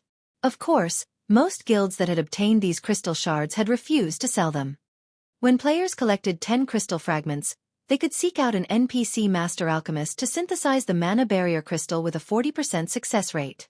If the synthesis were successful, one would have an everlasting magic crystal. The Mana Barrier Crystal was a priceless treasure, useful in multiple aspects, such as powering teleportation arrays, magic towers, and other such constructions. There had even been a few workshops that had specialized in hunting Realm Lords in distant maps, making a living from selling Mana Barrier crystals. After obtaining the crystal fragment, Xueqi moved towards the teleportation array and left the forest. When he opened his eyes again, he had arrived at the first Divine Shrine's exit, and the staircase leading to the second shrine stretched before him. Many players were already running towards the second Divine Shrine. So many people are already out? Xueqi was surprised. Over 100 players were already approaching the second Divine Shrine. However, after giving the matter some thought, he realized that he had spent quite some time fighting the Spectre Werewolf. Most, if not all, of the players before him had likely avoided fighting the Realm Lord. They had simply slipped past the Spectre Werewolf to enter the teleportation array. As Xueqi left the first Divine Shrine, the sound of system notifications reached his ears. System. Congratulations! You have passed the Divine Shrine. Rewarding 10 shrine points. System. Congratulations! You have passed the Divine Shrine within the time limit. Rewarding 10 shrine points. System. Congratulations! You have killed the Guardian boss within the time limit. Rewarding 50 shrine points. So many points.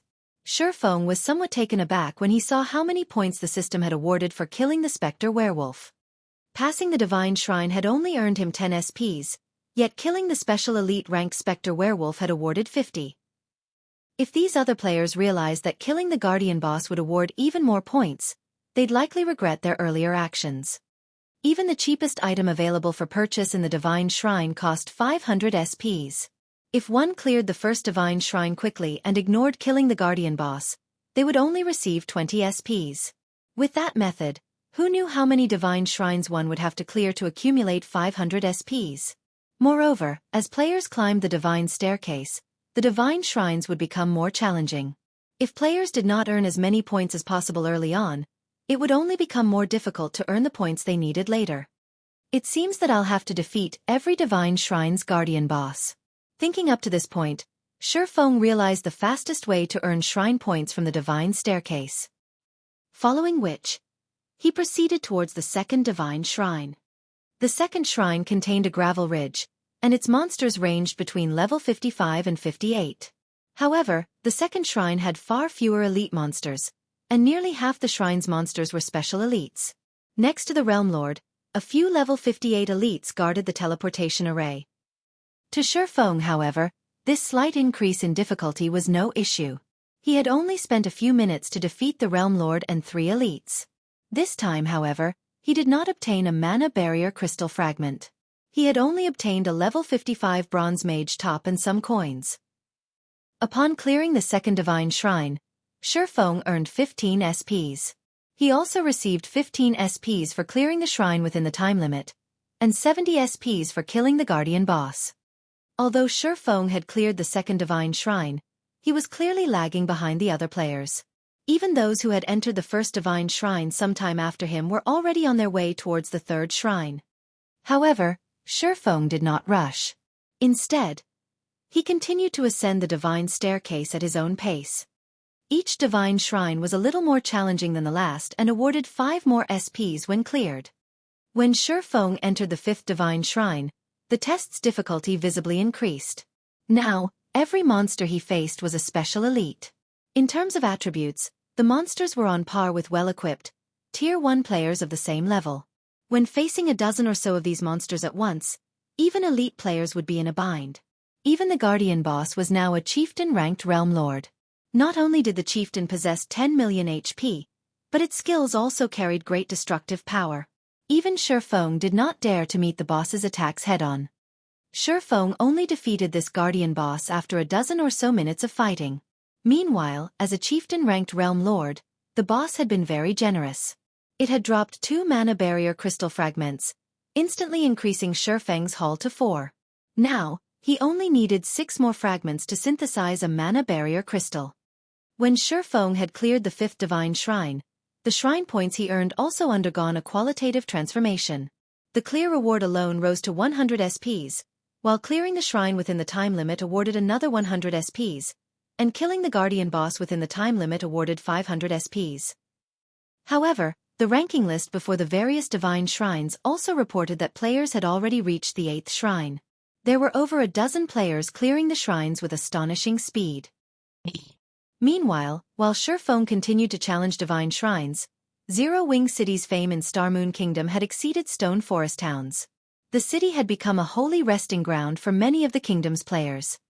Due to the city's high mana density, the double EXP buff accumulation, and the large number of wandering merchants, it took no time at all for Zero Wing City's player population to break past 1 million. The originally empty city was now so lively that Zero Wing City could rival major NPC cities. Guild Leader Singular, Zero Wing City's player population has grown past 1 million. The city is even charging players an entrance fee. Its daily income is incredibly high. With this, I don't think that it'll be easy to whittle Zero Wing down anymore, Lei Jingyong reported. He currently rested in one of Zero Wing City's restaurants, wearing a frown as he watched the crowded street outside. Initially, he hadn't cared about Zero Wing City, but after visiting the city personally, he had to admit that it was extraordinary. Young Master Lei, although Zero Wing City is better than we expected, Zero Wing's celebration of the fact will be short-lived. Singular Burial chuckled. He didn't seem to mind the fact that Zero Wing City earned considerable wealth for the guild. Don't tell me you plan to fight it out with Zero Wing? Lei Jingyong frowned at Singular Burial's reaction. He had expected Singular Burial to finish Zero Wing off in a few more days, but clearly, that plan was no longer viable. Not only did Zero Wing City earn a considerable amount of profit for its ruling guild, but the city improved Zero Wing's reputation among players. At this rate, Heaven's Burial could never destroy Zero Wing in a short 3 to 5 days. Of course not, Singular Burial said, shaking his head. Although Zero Wing has achieved great success, at the end of the day, its foundations are shaky. The nail that sticks out gets hammered down. Representatives from the Blackwater Corporation contacted me not long ago, informing me that they are willing to help us against Zero Wing. The Blackwater Corporation? Lei Jingyong was visibly moved when he heard this. Why are they suddenly interested in Zero Wing? The Blackwater Guild had changed drastically. It now had stronger forces under its command and ample funding. Just some time ago, It had even established a guild town in a resource-rich, neutral map. Even super guilds avoided any conflict with the guild. I don't know why either, but this doesn't change our plans to take down Zero Wing, Singular Burial said, chuckling. Taking a look at the time, he continued. Blackwater's representatives should have arrived in Star Moon City by now. I should return to meet with them. Suddenly, Aqua Rose, who was currently busy managing Zero Wing City, received a message from Yaya, stating, Big Sis Aqua. A few people claiming to be representatives from the Blackwater Corporation have requested a meeting with our guild's upper echelons. Should I have them wait in the guild residence?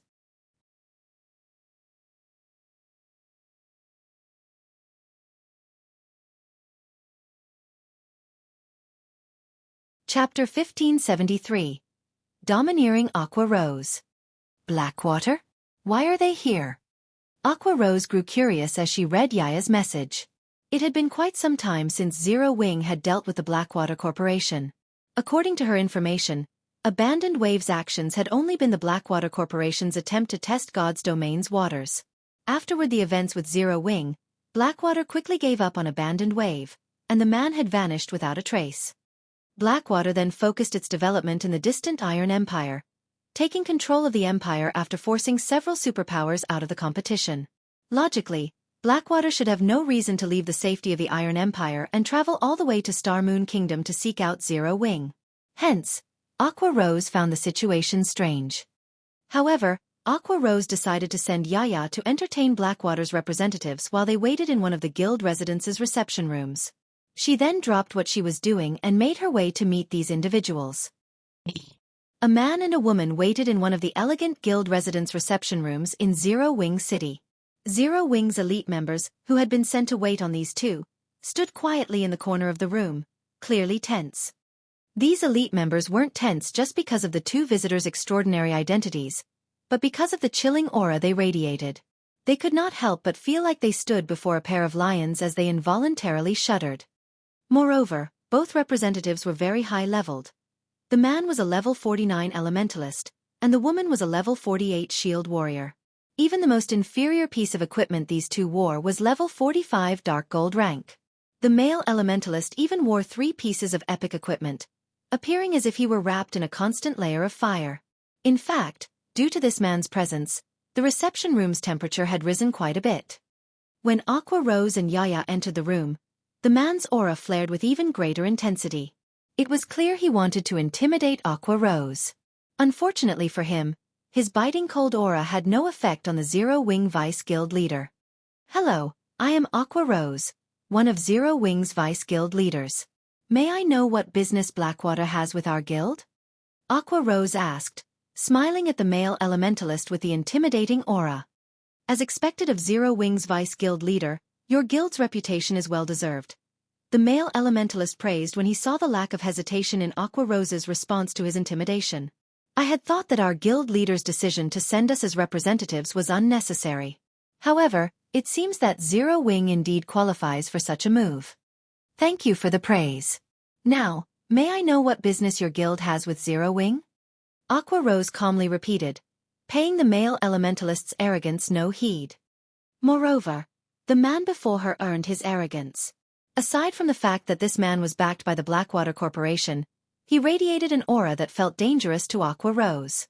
After her promotion to Tier 2, she rarely felt such a feeling from other players, and any player who felt this way was a peak expert, capable of holding important positions in super guilds. My name is Falling Fire, the Vice Commander of Blackwater's 3rd Main Force. I have come here with a message for Zero Wing from our guild leader. Hand over Yulon and her companions, which you have chosen to shelter, and half of Zero Wing City's profits. Do that, and we can ignore the previous events. Otherwise, deal with the consequences at your risk, the man named Falling Fire informed Aqua Rose. Smiling, he continued, although your guild has performed well in a few major wars thus far, your strength is only effective against small guilds. We'll give you 1 day to consider our offer. I'll be waiting for your reply. Hand over Yulon and the others? As Aqua Rose listened to Falling Fire's message, she came to understand the gist of the situation. When she realized what Shifeng had done, she was flabbergasted. It was no wonder why Yulon had seemed so worried. It turned out that she was wanted by Blackwater. That's right. You only have 1 day to consider. As for Zero Wing City's profits, I'll send specialists to keep an eye on your city. Falling Fire nodded. In his opinion, Blackwater had no reason to go out of its way to warn Zero Wing. With the guild's strength, it could easily flatten this small, upstart guild. While Zero Wing's past performance had been astonishing, that only held true for first-rate guilds and smaller. To superpowers like Blackwater, Zero Wing was insignificant. Furthermore, Zero Wing was currently preoccupied with its war against Heaven's Burial. 1 day to consider handing over Yolan's group and half of Zero Wing City's profits? Aqua Rose could not help but laugh when she heard Falling Fire's words. I see. I understand now. Since that is the case, you too may return to your guild. What do you mean by that? Falling Fire's expression darkened when he saw the woman's smile. What do I mean? Have I not made myself clear enough? You can return, and tell that guild leader of yours that he can forget obtaining 50% of Zero Wing City's profits. As for Yolan's group, they have already joined Zero Wing. You're even less likely to take them from us. If Blackwater is looking for an opponent, although Zero Wing is very weak, we are more than willing to keep you company. Aqua Rose said straightforwardly. Watch your step on your way out. I won't be sending you off. When Aqua Rose finished speaking, the reception room was deathly silent. Falling Fire stared at Aqua Rose in shock. He even wondered if he had heard her wrong. Zero Wing was in the middle of a war of attrition with Heaven's Burial. Now it dared to declare war on Blackwater. Even Yaya, who silently stood beside Aqua Rose, gaped in astonishment. She had never realized that her vice-guild leader was so domineering. The Blackwater Corporation was a titan both in and out of God's domain. In the real world, it was an incredibly famous international corporation. In God's domain, it had successfully wrestled control of the Iron Empire from several superpowers. Zero Wing simply couldn't compare. Good. Very good. Since Zero Wing dares to cast aside the opportunity we've presented, you can wait until we remove your name from God's domain. Falling Fire sneered at his host. Immediately, he and the level 48 female shield warrior stood and left the room. After the duo from Blackwater left, Yaya turned to Aqua Rose with a reverent expression. Big sis Aqua, you're so amazing. You even slapped Blackwater in the face. The look on that guy's face just now was priceless. Yaya said with admiration flashing in her eyes. That's right. It felt wonderful putting those bastards in their place. However, how am I supposed to report this to the guild leader? Aqua Rose felt a headache begin to brew. For a moment of satisfaction, she had declared war on Blackwater without consulting Xueqi. Zero Wing City was just starting to get on the right track. The wealth the city earned even allowed Zero Wing to fight Heaven's Burial on equal footing. But if Blackwater joined the fray, Zero Wing would be at a severe disadvantage. Meanwhile, back in the World Summit's Divine Staircase, Xueqi had finally defeated the 10th Divine Shrine's guardian boss, a level 60, Lord-ranked 5-headed demon snake. Before landing the killing blow, he had made sure to activate Divine Providence. When the 5-headed demon snake died, items rained from the sky. Normally, level 50 monsters and above had significantly reduced drop rates. However, the demon snake had dropped over 20 items. No Lord-ranked monster of this level should be capable of dropping so many. A jackpot! Xueqi was overjoyed when he saw the loot on the ground. He had only used Divine Providence to increase his chances of obtaining mana barrier crystal fragments, yet he had triggered a jackpot. He truly hadn't expected such a bountiful reward. In God's domain, jackpots were exceedingly rare from monsters past level 50, much less from realm lords.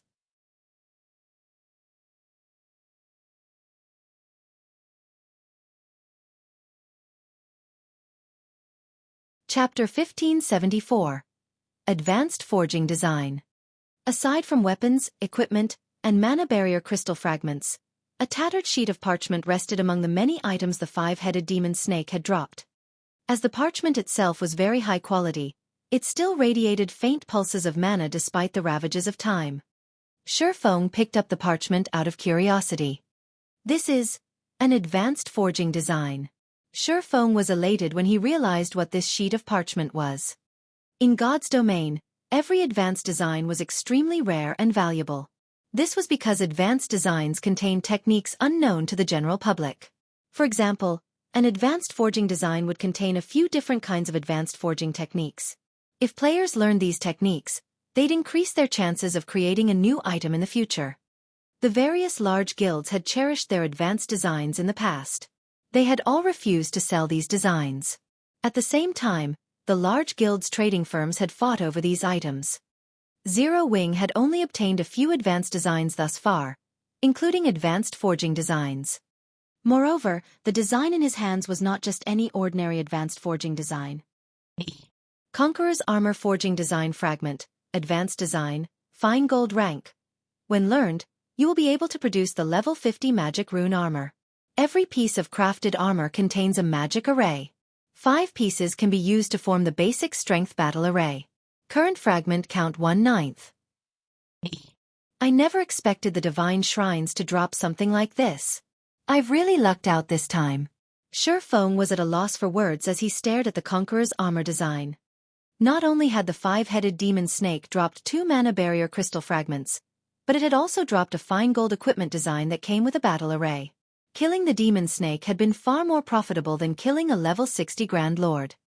A well-equipped peak expert in God's domain wasn't a force to be reckoned with. In fact, despite being an individual, they were capable of playing a significant role in a guild war. However, that did not mean ordinary players were utterly helpless against peak experts. Ordinary players still had a method they could use to fight peak experts. Battle arrays. If a certain number of players wore equipment with the same battle array, they could trigger the battle array's effects, significantly increasing their combat power. Battle arrays provided more than just a boost to basic attributes. They also improved players' physiques. Most importantly, it allowed players with the same array to share their perception. This helped players remove defensive blind spots, visibly improving their combat standards. Although a basic battle array only allowed players to share a limited degree of their perception, it still elevated players' combat standards to a whole new level. Many of God's domain's small guilds in the past had survived and thrived, even after 10 years, precisely because of battle arrays. Even without peak experts, guilds with powerful battle arrays could take down a peak expert with just a few players or a dozen or so working together. Some small guilds had even stood toe-to-toe with large guilds by relying on these arrays. Of course, battle arrays were not without weaknesses. In exchange for the huge boost in strength, players' stamina and concentration consumption increased massively. When players activated a battle array, their stamina and concentration would deplete several times faster than normal. This limited the amount of time that players had when using battle arrays. However, despite such a glaring flaw, battle arrays had been highly sought after by many guilds. Equipment with battle arrays was extremely rare, and usually only dropped from super large-scale team dungeons. Monsters in the fields had no chance of dropping such items. Moreover, the higher quality a piece of battle array equipment was, the more valuable it was. A piece of battle array equipment could easily sell for several times more than a piece of equipment of the same rank. Although he had only obtained a fragment of a level 50 fine gold battle array equipment design, it was still quite valuable. If he completed the design, its value would be immeasurable. Since the Divine Shrine's Guardian boss dropped a fragment, the other shrines bosses should have a chance of dropping them as well. As Xueqi examined the Conqueror's armor design, he inwardly swore to complete it no matter what. Immediately, he moved towards the teleportation array and proceeded to the next Divine Shrine. By the time Xueqi appeared on the staircase leading to the 11th Divine Shrine, players had already reached the 15th. He was far behind. System. Congratulations! You have passed the Divine Shrine. Rewarding 300 Shrine Points. System. Congratulations! You have passed the Divine Shrine within the time limit. Rewarding 300 Shrine Points. System. Congratulations! You have killed the Guardian boss within the time limit. Rewarding 2,000 Shrine Points. However, although other players progressed faster than he did, Xueqi contained the most SPs of any player in the World Summit. Currently, Xueqi had already accumulated 8,960 SPs. If players ascended the Divine Staircase without defeating the Guardian bosses, even after reaching the 15th Divine Shrine, they would not have even half of Xueqi's points. Time passed quickly, and the divine shrines became more difficult as Xueqi climbed the divine staircase. By the time Xueqi reached the 15th divine shrine, he had to face a lord-ranked realm lord with a special bloodline. By the time he emerged from the 15th shrine, many players had been eliminated in the 20th shrine. As Xueqi had guessed, the other shrine's guardian bosses had a chance of dropping the Conqueror's armor-forging design fragment if he activated Divine Providence when he killed them. By the time he had cleared the 15th divine shrine, he had gained another fragment. He just needed to wait for Divine Providence's cooldown to end before proceeding to the next divine shrine. As for mana barrier crystal fragments, he now had 17. However, Xueqi had grown a bit weary after fighting for so long. Taking a look at the time, he realized how long he had spent in God's domain. He then consumed a drop of life essence from the blood refining crystal to boost his stamina and concentration recovery before logging out of the game. Players' accumulated time in the World Summit only decreased when players were online. Logging off to rest would not affect one's progress. Hence, to maintain their combat efficiency, many players had long since chosen to log out. After all, challenging the divine staircase was a long and arduous progress, and as one climbed the staircase, they'd have to navigate larger maps in the divine shrines. As a result, players had to spend more time clearing the shrines. By the time Xueqi logged out, the sun had risen high into the sky. The moment Xueqi's consciousness returned to his body, he was bombarded by a series of messages and call notifications. There were messages and calls from both Blackie and Aqua Rose. In fact, Xueqi received another call from Aqua Rose before he had the chance to leave his gaming cabin. "What's with the urgency? Has something happened?" Xueqi curiously asked after accepting the call. "Guild leader, you finally picked up. Any later and I would have sent Blackie to look for you in person," Aqua Rose said somewhat anxiously. "While you were gone, Zero Wing City has developed nicely. The player population has already broken past the 1 million threshold. Once we finish constructing the NPC shops, the city will attract even more players. But some time ago, 2 representatives from the Blackwater Corporation sought me out. They told us to hand over Yulan and her companions and 50% of Zero Wing City's income as compensation. Otherwise, they'll turn the full might of the Blackwater Guild against us." Hand over Yulan, her companions, and 50% of Zero Wing City's profits? Xueqi frowned. The Blackwater Corporation's retaliation didn't surprise him in the least, but he didn't expect Blackwater to take action so quickly. Moreover, the corporation's timing couldn't be worse, targeting them while they were in a war of attrition against Heaven's Burial. This put Zero Wing at a considerable disadvantage.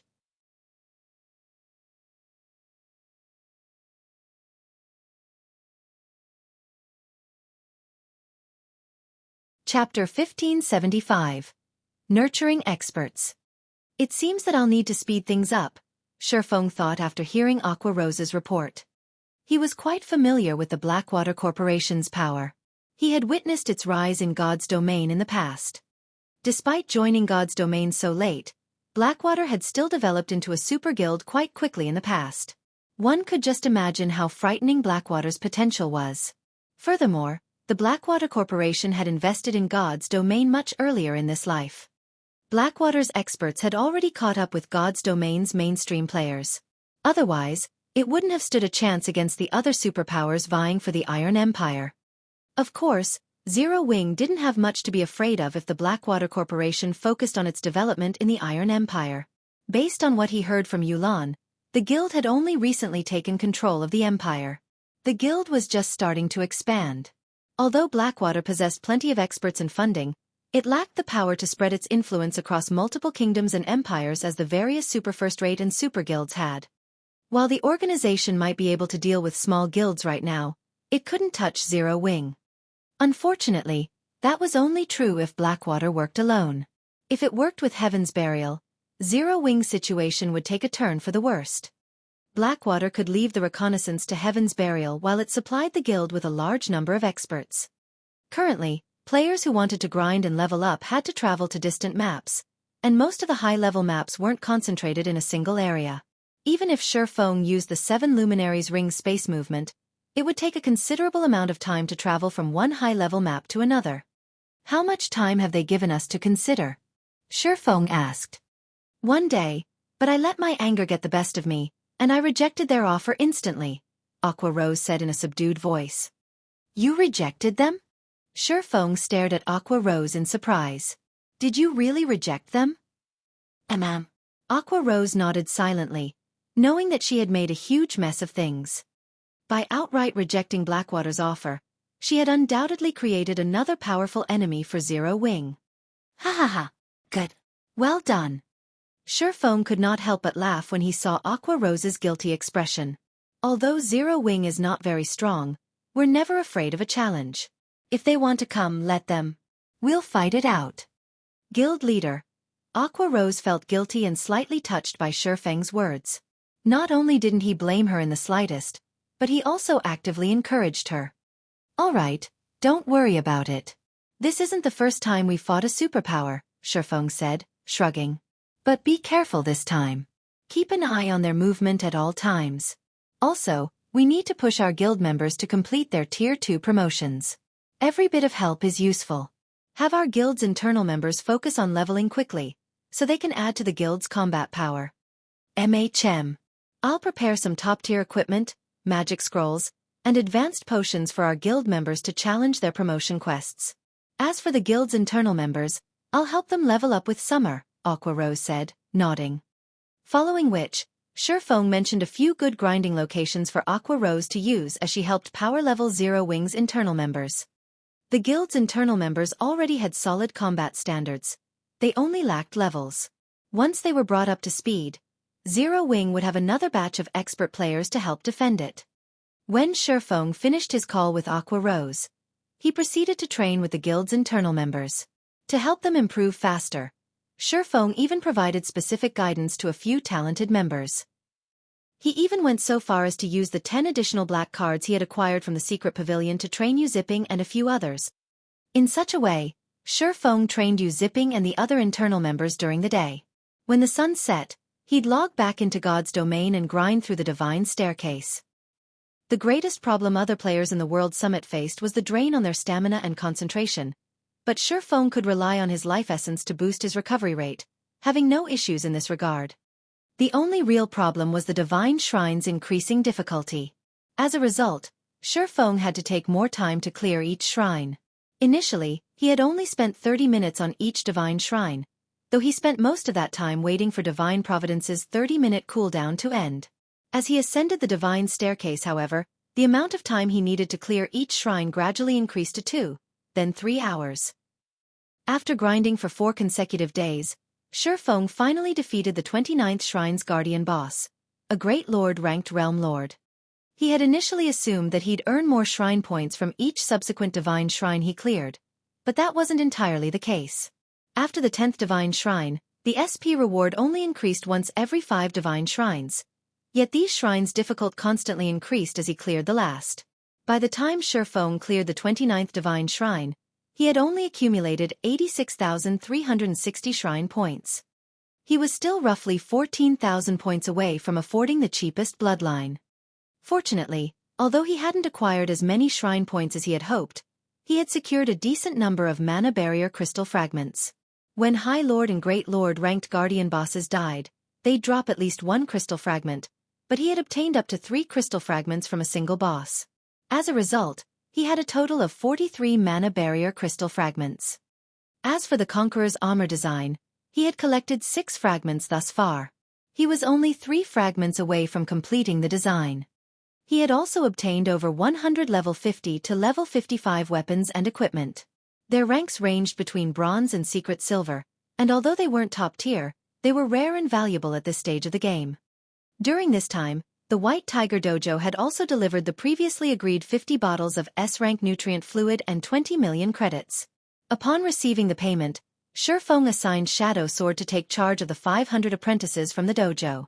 These apprentices would train in Zero Wing City's battle arena, improve their skill completion rates in Stone Forest Town's advanced combat rooms, and level while grinding and questing each day. As a result, their combat standards steadily rose with each passing day.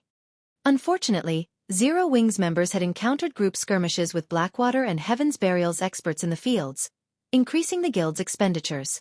Despite the massive revenue source Zero Wing City had become, the situation took a heavy toll on the guild's funds. However, monetary compensation wasn't the guild's biggest problem, but the loss of top-tier weapons and equipment. Meanwhile, the guild only had a few teams capable of acquiring such items. Although Aqua Rose and the other core members had formed teams to hunt down the enemy experts, they hadn't obtained enough level 45 top-tier equipment to replenish the guild stock. Guild leader, I'm afraid that our stock of level 45 top-tier equipment in the guild warehouse will run out at this rate. Many of the other large guilds in the kingdom have already surpassed our raid progress in level 50 team dungeons, Aqua Rose reported, clearly frustrated. Moreover, based on the latest reports, it seems that Blackwater has sent over 4,000 experts to target our players. Including Heaven's Burial's experts, our teams are suffering a massive disadvantage while grinding in the fields. If Xueqi were present, they might be able to slaughter Heaven's Burial and Blackwater's experts a few times by relying on his spatial gate, which would, more or less, make up for the guild's losses. Zero Wings members were constantly ambushed in the fields, yet Tier 2 experts like her were limited in their ability to fend off every ambush. Unless their guild members stopped leveling and questing, there'd be no end to this problem. Moreover, level 45 top-tier equipment was required to raid level 50 team dungeons. If the guild warehouse ran out of such equipment, they'd have to stop raiding these dungeons. If this persisted, guild members might even lose interest in earning guild contribution points. If that happened, the guild would fall apart. Have Melancholic and the others focus on crafting level 45 equipment, and temporarily stop sales on level 45 secret silver and fine gold equipment. Use some of that stock to replenish the guild warehouse. If worst comes to worst, have Snow send some level 45 top-tier equipment from the branch guild, Xueqi said after giving the matter some thought. He had never expected Blackwater to be ruthless enough to send 4,000 experts. To make matters worse, that wasn't the guild's full strength. Blackwater's foundations had truly exceeded his expectations. Xueqi jumped back into his virtual gaming cabin, ignoring the fact that it was currently daytime and he was supposed to be resting. After logging back into God's domain, he immediately made his way to the 30th Divine Shrine.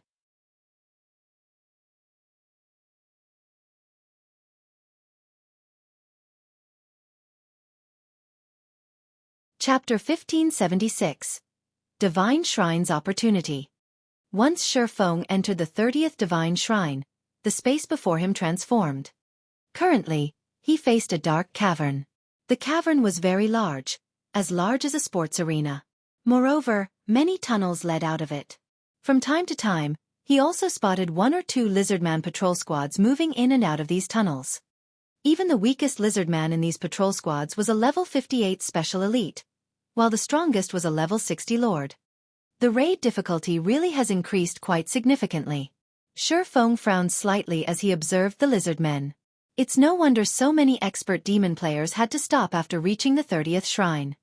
Previously, even the strongest non-boss monster in the 29th Divine Shrine was only a level 60 chieftain.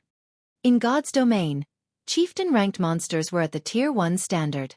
Hence, current players, particularly demon players, could still have a relatively easy time dealing with chieftains.